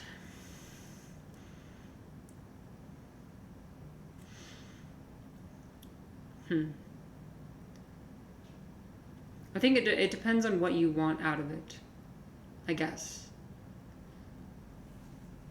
Like, marriage, for example, if that's the kind of relationship you want, where you want to be with one person for your entire life, the reason why most marriages end in divorce, or half of the marriages end in divorce, is because people are not reaching that understanding. But I mean, I'm not saying, like, reaching that understanding is the right thing to do. I mean, if you realize that both of you have changed and you don't like that change, then, like, and you want to get divorced, that's fine. But it's like, if you want to subscribe to the idea, like, I'm going to be with this person for the rest of my life, then you have to, like, make that decision. Like, okay, whatever iterations they throw at me, I'm going to just accept all of them. And I'm going to grow and change with them. That's my understanding. It's not like that. It just, like, it depends on what kind of relationship you want with somebody and what sacrifices you're willing to make for that. Hopefully that answers your question. I think when people try and understand why do so many marriages end in divorce, I think that's why. Because, I mean, marriage is an incredibly hard thing to have, because you do have to make that compromise of, like, however a person changes, you're just going to accept them still and want to be in a relationship with them still. Even if it's subtle changes, if it's huge changes, when you're making that decision of like, I want to marry this person, you're making that trade-off. I mean, I don't think it's like we're conceptually understanding like, oh yes, this is what we need to do for the rest of I don't think that's it. But like, in order for that rest of your life thing to work, then that's what you need to do.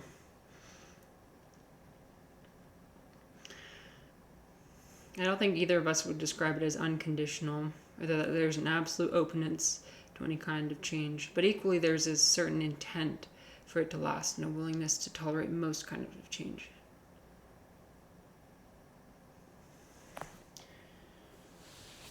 I think I'm speaking in absolutes. I have a tendency to do that. And yeah, that's one of my flaws, is that I tend to speak in absolutes. I think that like that's what it like that's what I'm talking about. Like what you're doing already. The intent and like the willingness to tolerate most kinds of change. That's kind of what I'm talking about. I mean, yeah. It's easy for me to speak in absolutes. So.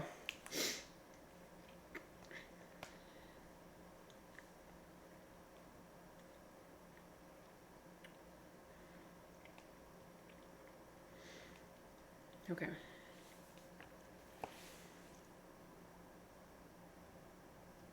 Well, I mean, like, language is so imprecise, so, and it's even elusive to me. Like, when I say something, sometimes I don't even know what I'm trying to communicate. It's just like I'm trying my best to articulate what I'm trying to communicate, if that makes sense. But I appreciate that you're asking me questions. I think that I really appreciate that you're asking me clarifying questions. That's important for understanding what somebody means, instead of just like assuming what I meant. Because sometimes I don't even know what I meant, you know? I don't know, sometimes. Like, I don't know.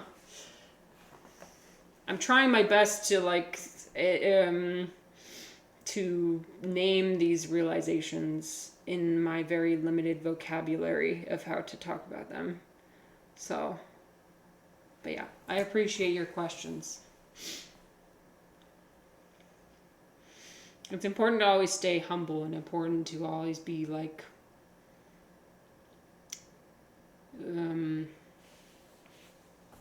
be asked to clarify instead of just being assumed what something meant. Okay, 72. The spectacle rests on the class divisions of a capitalist mode of production.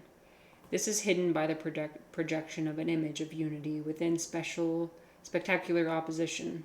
These class divisions must be maintained to keep the spectacle going. Capitalism motivates producers to take commodities that promise to break class distinctions, but this causes a finer stratification between the lower classes. That which connects individuals who are freed from their local and national limitations is that which alienates them. New hyper-rationalities require continually new oversimplifications of reality, creating new irrationalities of hierarchical exploitation and oppression. That which creates new abstract powers in society generate its concrete lack of freedom. We're done with part 3. Yeah, I mean, that's another thing too. Like, whenever I make some sort of realization, I tend to like emotionally attach myself to it really so hard that like I'll just start speaking about it in absolutes, because somehow my brain perceives if you communicate it in absolutes, then maybe people will listen to you more. Like, when I have a realization, I'm like, this needs to be communicated. I need to tell everyone. I need people to understand. And so that's what causes me to like speak in absolutes.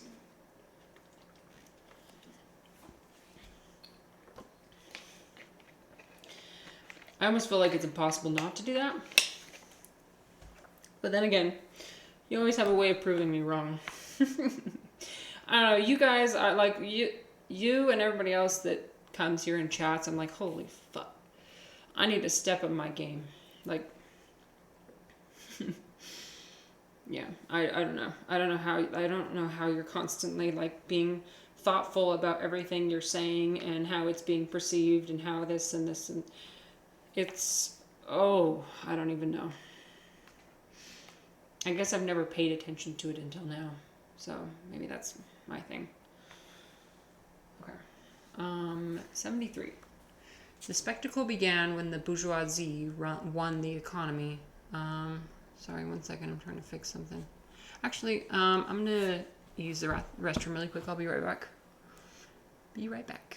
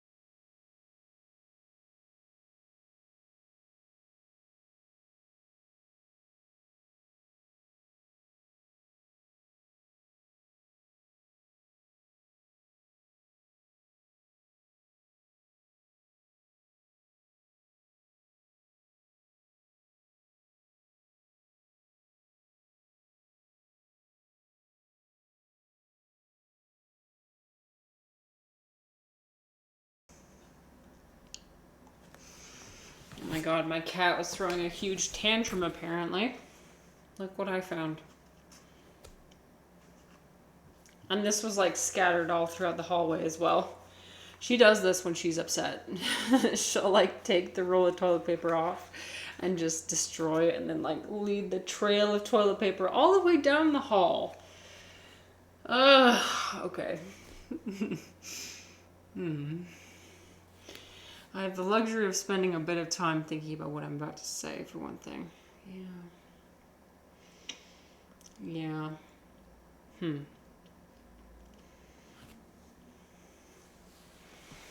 Yeah, I guess a lot of what I'm doing right now is very just candid stream of consciousness type stuff. That's what I have to do.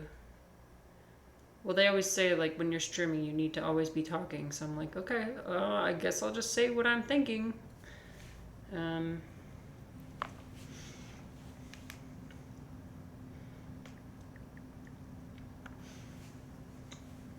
Okay, 74.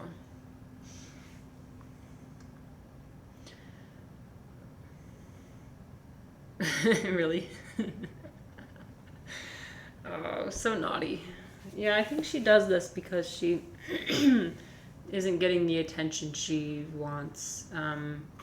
And if I ever do make a change in my schedule and I'm not like paying attention to her, then she throws a tantrum. So I'm gonna go see if I can find her actually. I'm gonna go find her and chastise her. Be right back.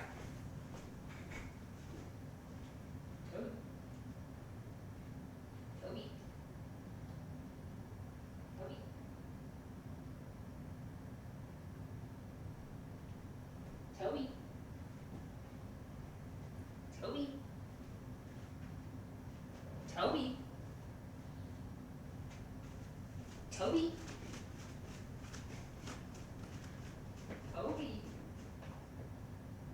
Little girl.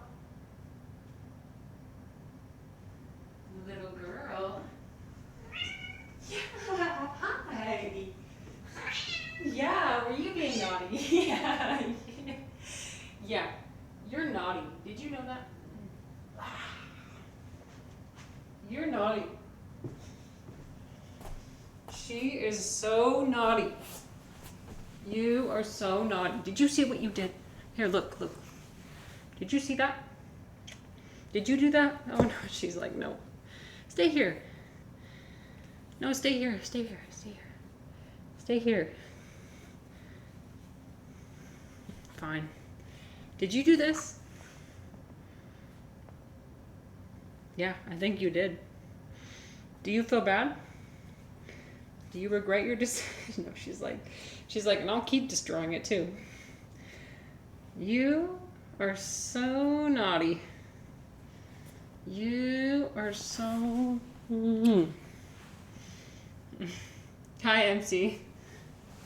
Welcome. How are you? I'm chastising my cat. Look what she did. Fucking... You... So naughty.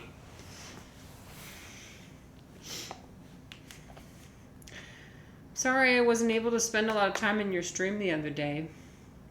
Although I did want to mention something.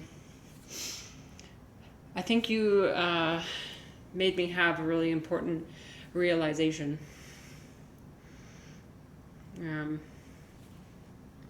Empty did. When I came into his... well, not only that. So, Empty, you said something in one of my past streams about like me paying attention to what my chatters are saying. So there was that. And then when I went into your stream and I started thinking about like, how do I chat? And I was like, oh my god, I do not know how to watch something and process it and chat at the same time. What? No. What I'm saying is like, the fact that you guys are able to communicate with me in real time and like think about what you're trying to say and then say it is like, I mean, this is why I'm terrible at chatting. Because I came to your stream and I was like, okay, I gotta think of something witty to say. I gotta think of something smart and something, whatever. And instead of doing that, I was just paralyzed thinking about what I was supposed to say. And so I just didn't say anything at all. So, whoops.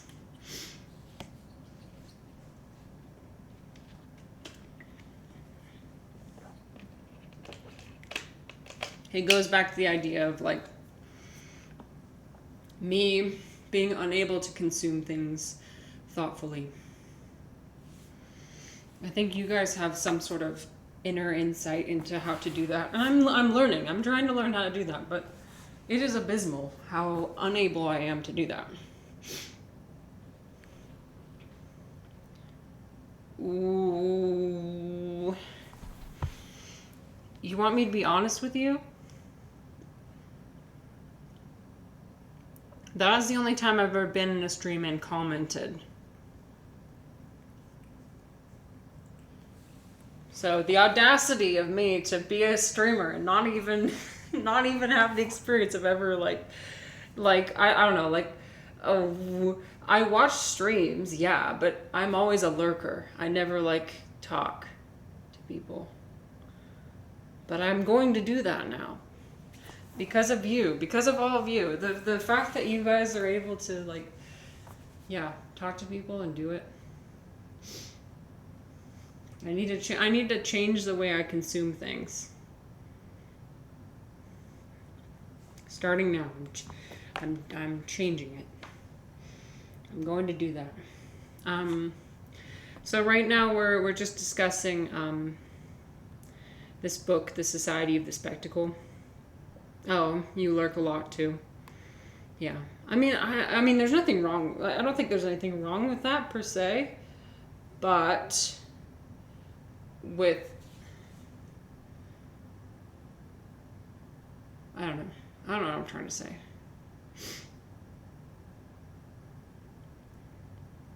I feel bad like going to a small streamer's stream and then lurking when it's like only me and them. I always watch people who have a lot of viewers, and so they already have a lot of people to talk to, and so I feel like, oh, okay, I'll lurk.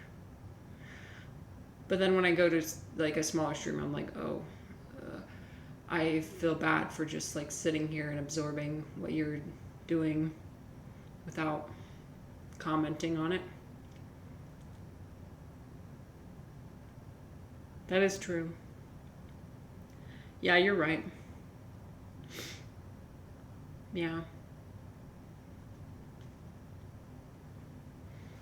That is true.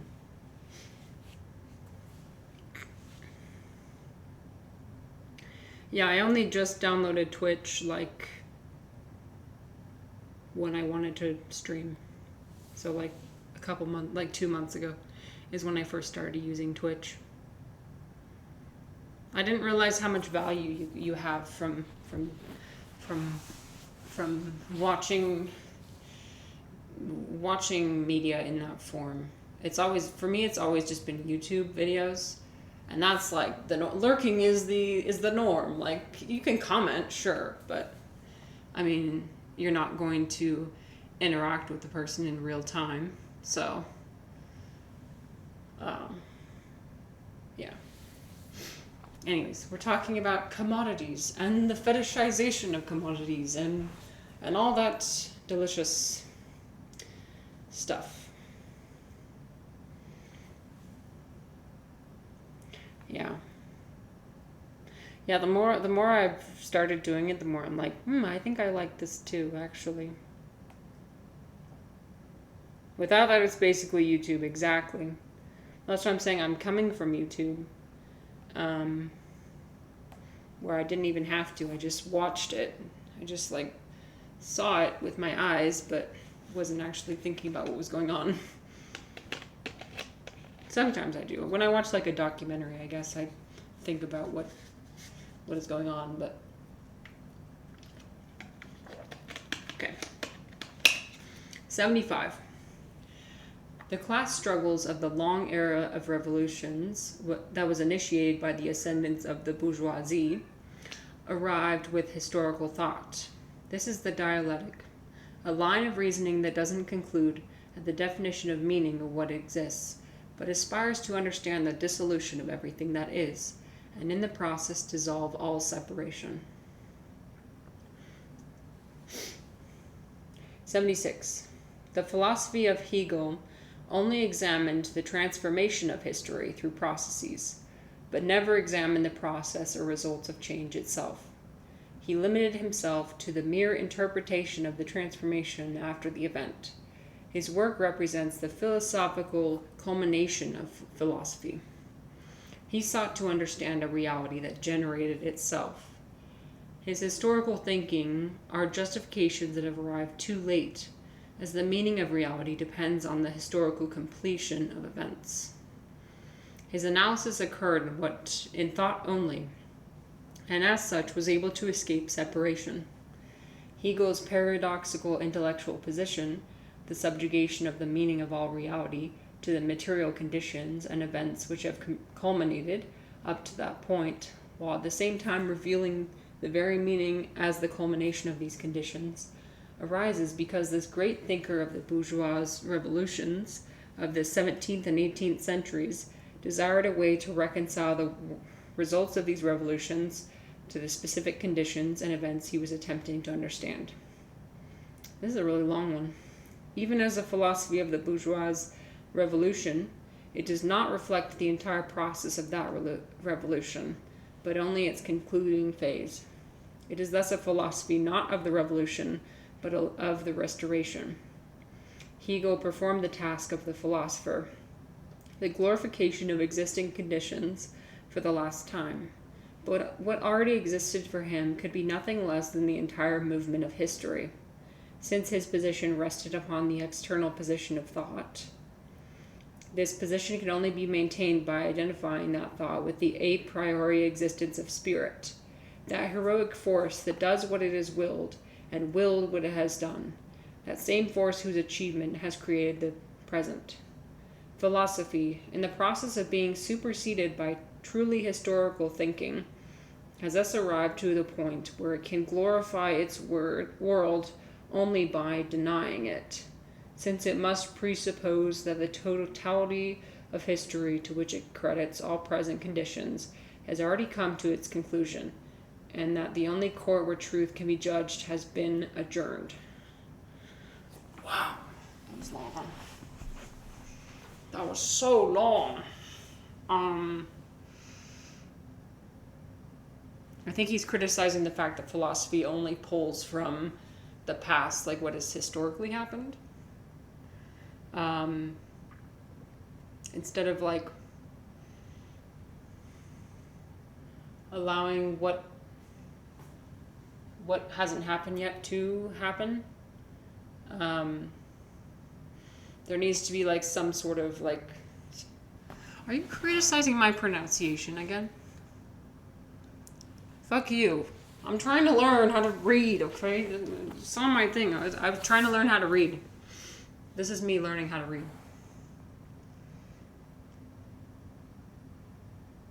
No.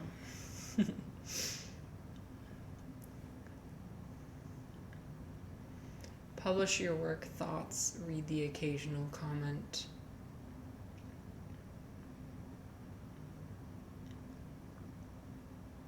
Yeah, Twitch is different, but in a nice way. I think what this is talking about is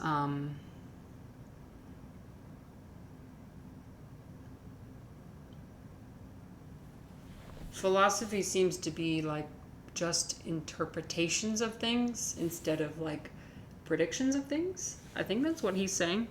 He says he limited himself to the mere interpretation of the transformation after the event. But what we need to do is seek to understand a reality that generates itself. Earlier I was mentioning how the more I try and understand myself, the less I understand. Like, the more I try and understand who I am, no. But the more that I allow myself to just be, and just like, whatever I feel like today, that's what I'm gonna do. The more I'm like, oh, this is liberating. Like, this is liberating. I don't know. Maybe that's kind of similar what he means. Like,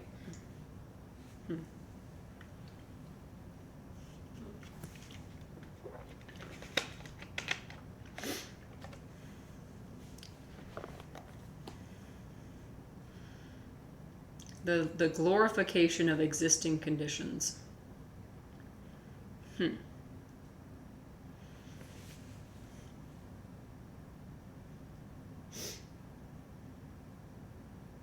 think the more you try and understand your personality and develop your identity, that's what you're doing. You're glorifying existing conditions. You're attaching yourself to like these external ideas of who you are.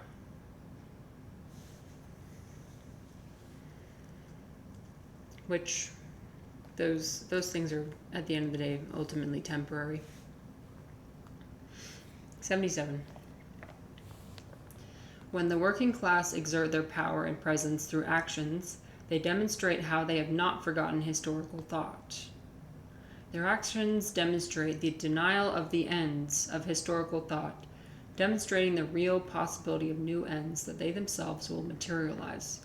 These actions will simultaneously be a validation of their methods. So action instead of understanding. Maybe. 78. Historical thought can only be salvaged by taking these theories of the contemporary social order and transforming them into practical thought. The actions of the working class as a revolutionary force can be nothing less than a newly emergent historical consciousness operating over the entire world. The theory powering previous revolutionary workers' movements, Stirner and Marx, grew out of a critical confrontation with Hegelian thought. I've actually never heard of Hegel. I don't know. Maybe if I knew who that was, I would probably understand this more.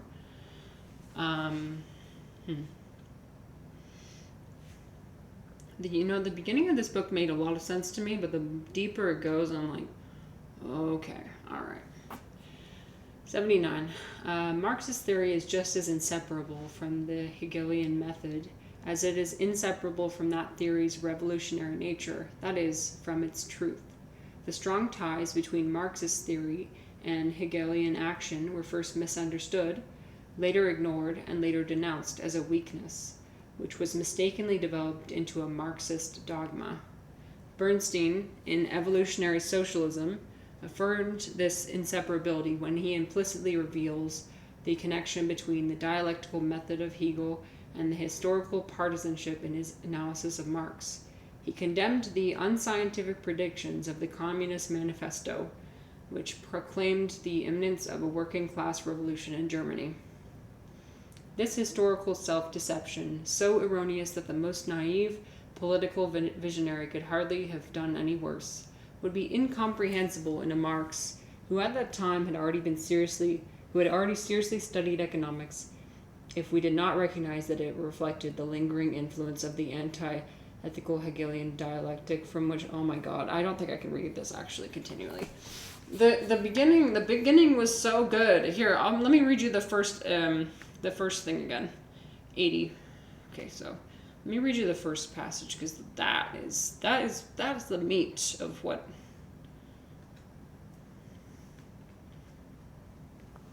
My scrolling is kind of broken. I'm trying to scroll to the top. Holy shit, why is it so slow? Come on, you can do better than that. Maybe if I exit out and go back in. Let's try that. Nope, it just goes right back to the top.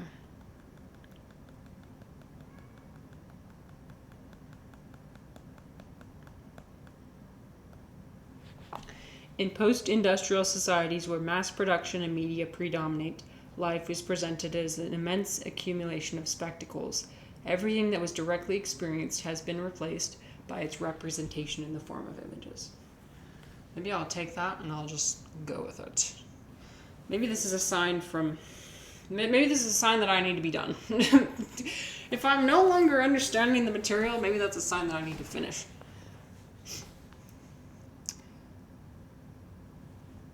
The idea that history has this repeating pattern of thesis, antithesis, under evidence. You don't like him. I think this person doesn't really like him either. Let me go through what I grasped from this, and then I'll probably end. I think I grasped quite a few concepts of it. It's just when it goes down into now it's getting into the weeds of like terminology and like Marxism and etc., which I'm not as familiar with Marxism. Maybe if it goes further, then maybe if I scroll further, because it's not helpful if I don't know what I'm talking about. That's not helpful. Let me look and see if it gets any more coherent. If not, then I'm done.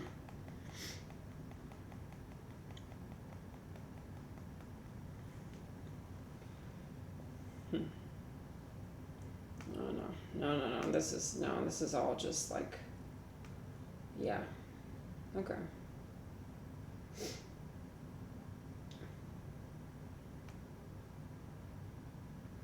I think I'm just tired. Okay. Yeah, I might end it soon. But I had fun reading it. There are a lot of things I discussed earlier that I think were pretty fun to think about and realize.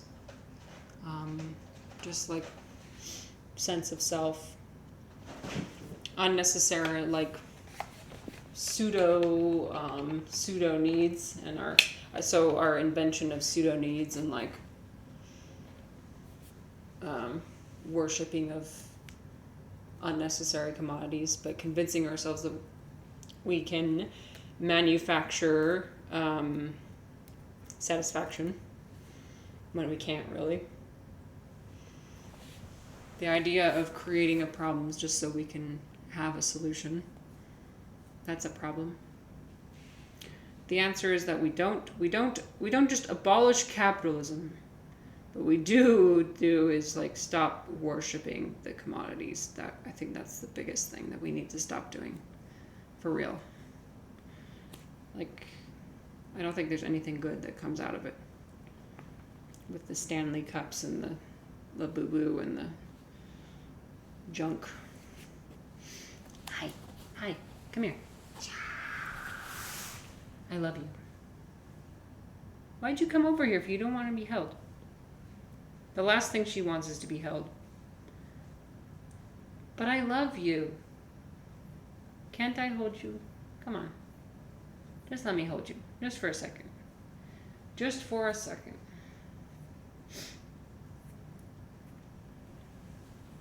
Alright, well, thanks everyone for stopping by for my little reading session. Maybe I can try it again later when I'm feeling inspired again. I think I've been going for like 3 hours. Yeah, I've been going for 3 hours. So maybe that's what it is I just like, I'm intellectually drained. One can only dive deep into material like this for so long before you're like, what am I even thinking about anymore? On this 32-degree day. Oh yeah, you guys are... I hear a lot about how, like, in the UK, even if the temperature isn't that high, the problem is that the way a lot of the buildings are designed, they're a lot older, so they don't keep the heat out as effectively as, I don't know, that's what I have heard. But yeah, sorry. 32 degrees, that's like, what? Let me convert that to Fahrenheit, because I don't know. Celsius to Fahrenheit.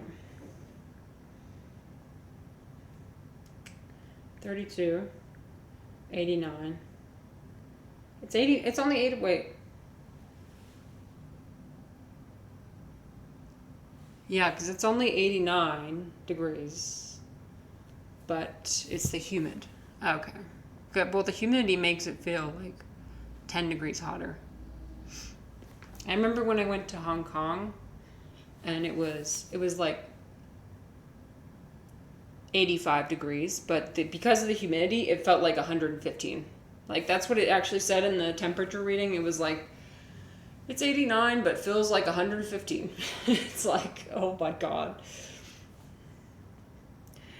Yes, yeah, the ACs too. If you don't have an air conditioning, that is a problem. A lot of old buildings, right?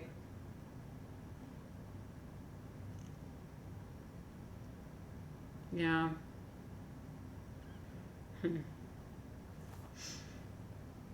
Yeah, it's really hard to exist when you don't have air conditioning.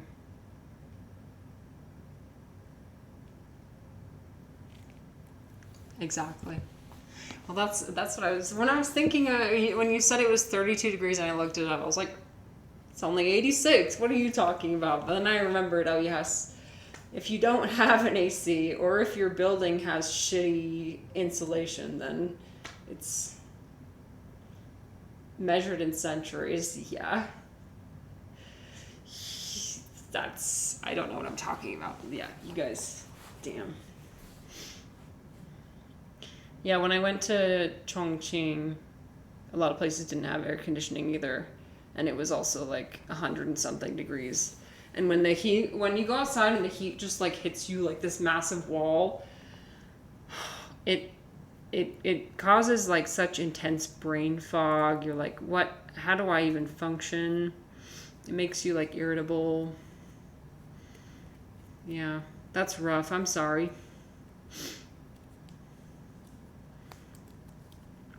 Make sure to drink a lot of water. I'm proud of you for engaging in this discussion with me despite everything. Despite being so hot.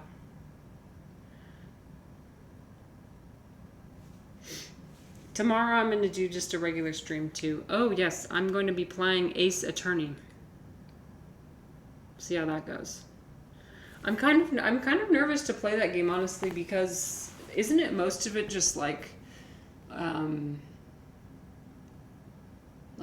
reading? Oh God, actually no, I'm nervous. I don't know. Ooh, I don't know, because I suck at reading. We all know this.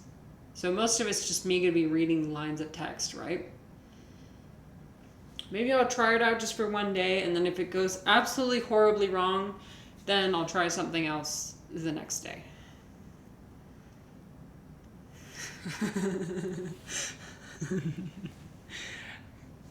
Oh, it's empty. You just made a huge mistake. If you get the accent wrong, because there's such a huge distinction. Everybody in the UK defines themselves based on the accents, right?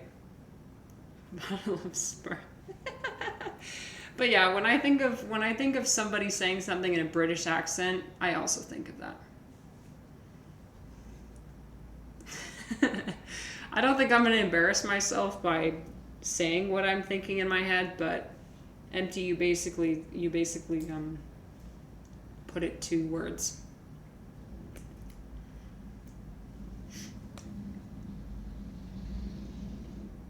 If you ask any American, they will think that that's how you guys talk, by the way. Is that kind of accent.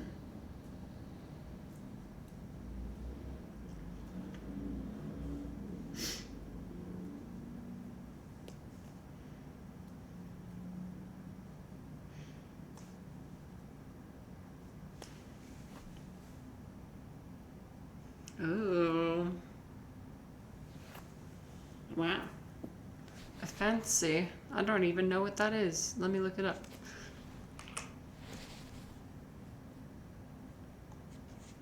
Again, this fascination with accents.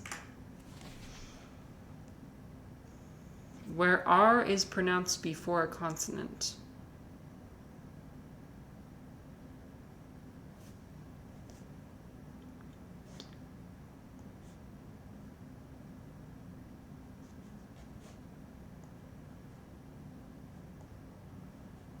Oh, water. I see. Language is so fascinating.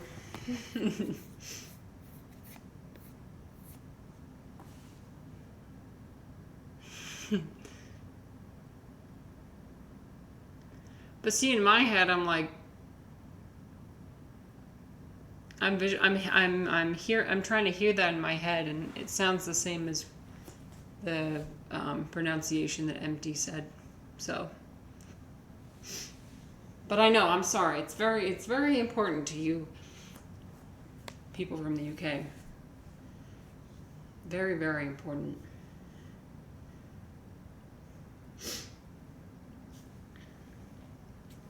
All right. Yeah, so tomorrow, Ace Attorney. And we'll see how... Oh, I gotta make a new overlay. Hi, Rocky. How's it going? Sorry, I'm just about to end my stream. Sorry. Kind of winding down now, but welcome. Sorry. I know. Terrible timing. People always seem to show up to my streams right as I'm winding down. Like in the first hour, it's like no one's there. What's my favorite yoga pose? I like plow. Here, I'll show you. Plow is my favorite, probably. Even though it feels weird on your neck. Make sure I'm in the frame. This one.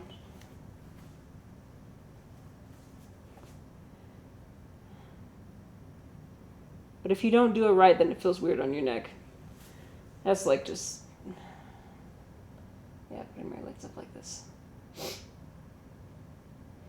It feels so nice. It feels like it takes a huge weight off of your feet. which I think is necessary. Apparently, raising your feet above your head stimulates the parasympathetic nervous system. So, if you want to get better sleep at night, sometimes what people do is they put their legs up the wall, and they'll put their legs up the wall so the blood comes down and it stimulates the parasympathetic nervous system.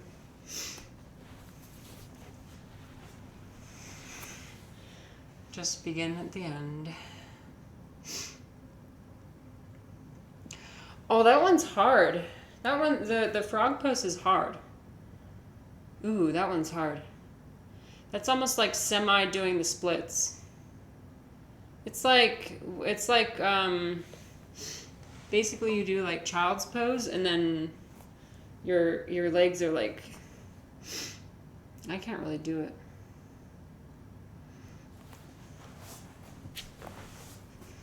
I'm trying to make sure I don't have my ass on the screen. That's not what I'm doing here, by the way. I'm not trying to. I'm just demonstrating how I'm doing something in my body. This is it. No, I would never do that. This is it, I think, is what it is, right? It's like this, where it's like your legs are like this, but it's basically the splits, and it really fucking hurts. Okay. I am allowed to exist in my body. Whether people sexualize me is not my responsibility. And now the stream is devolving. And so I think it's time to wrap it up. Yeah, because the first like 3 hours of the stream, I was literally reading philosophy and talking about it. And now it's just, I don't know what it is. I'm going to hot yoga later, so. Okay, you're right. You're right. Oh no, you saw that we talked about you too. Because we talked about you. Shit, I guess I was wrong. I was like, I don't know if Wacky can handle this. I think I'm going to give him an aneurysm.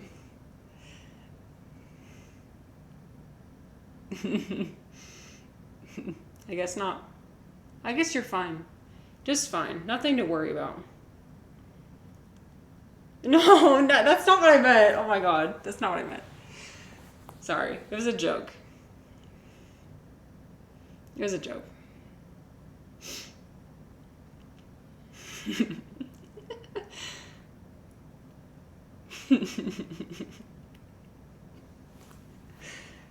I love how Onion Bro was like, I wish Wacket was here. He's like, I need Wacket to be here to experience this. So you didn't die of cringe either then, right?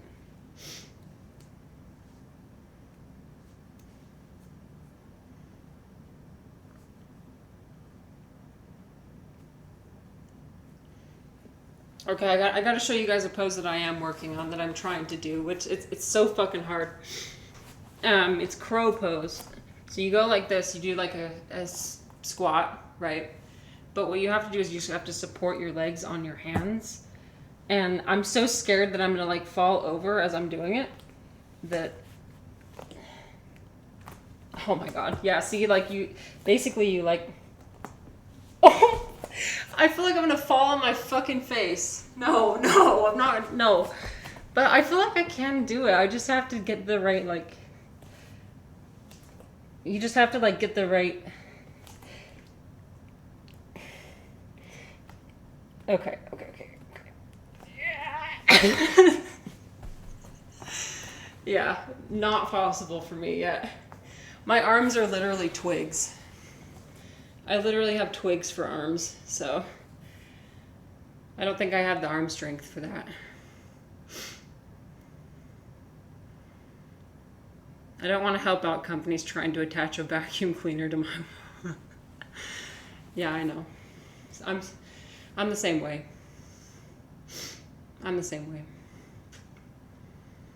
But, well, no, I'm not, because I did actually pay them a lot of money. But I'm not that way anymore. I actually don't play that game that much anymore. I see past the facade.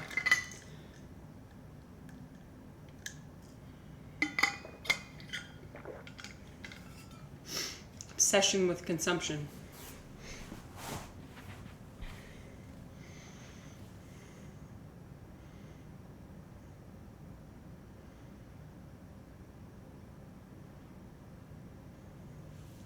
Yep. Yep, that's all I'm there for. The problem though is that like the game has different functions that will, like if you don't sign into the game for a week or something, they'll have the character like text you and be like, "Where have you been? I missed you." And it's like feigning real interactions. If anything, that is a parasocial relationship. Like that is very manipulative. But if people like it, then I guess people like it. I don't know.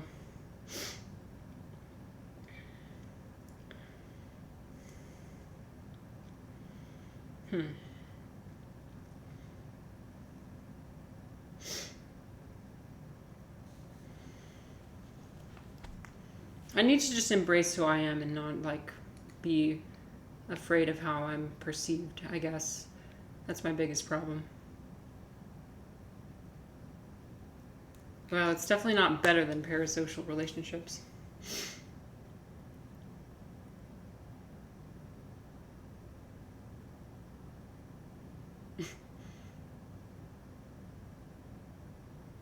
Oh yeah? What's that? What's that? You gonna play the game? You gonna let all the virtual men fawn over you? Is that what you're gonna do?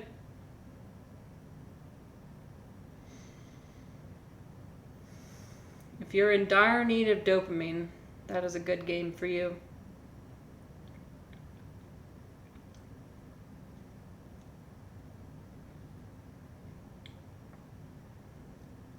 I'd like to think of this as more than a parasocial relationship, but I don't know.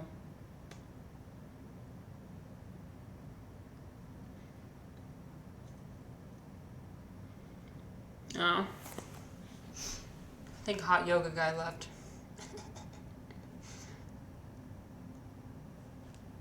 No, we know what he was here for.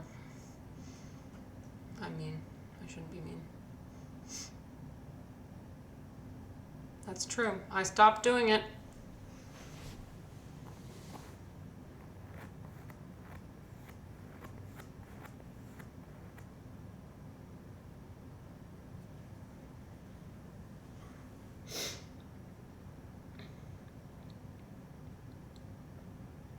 I don't think there's anything even that interesting.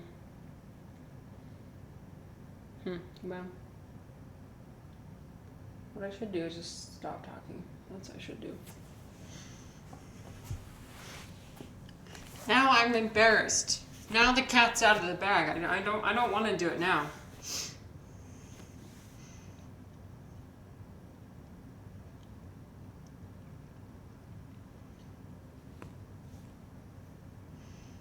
It would have been funny though if I fell on my face.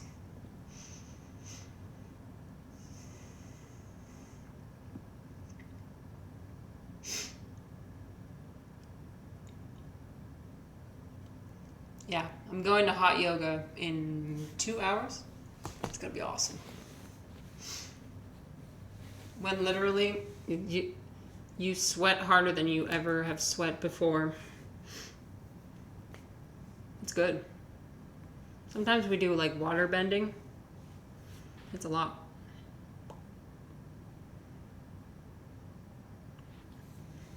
All right.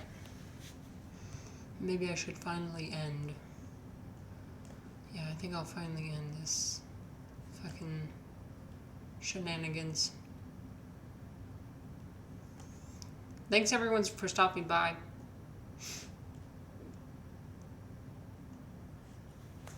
Good night. Thanks for your conversation. It was really nice. You too. I hope everyone has a nice day. Thank you for spending time with me. And I'll see you next time.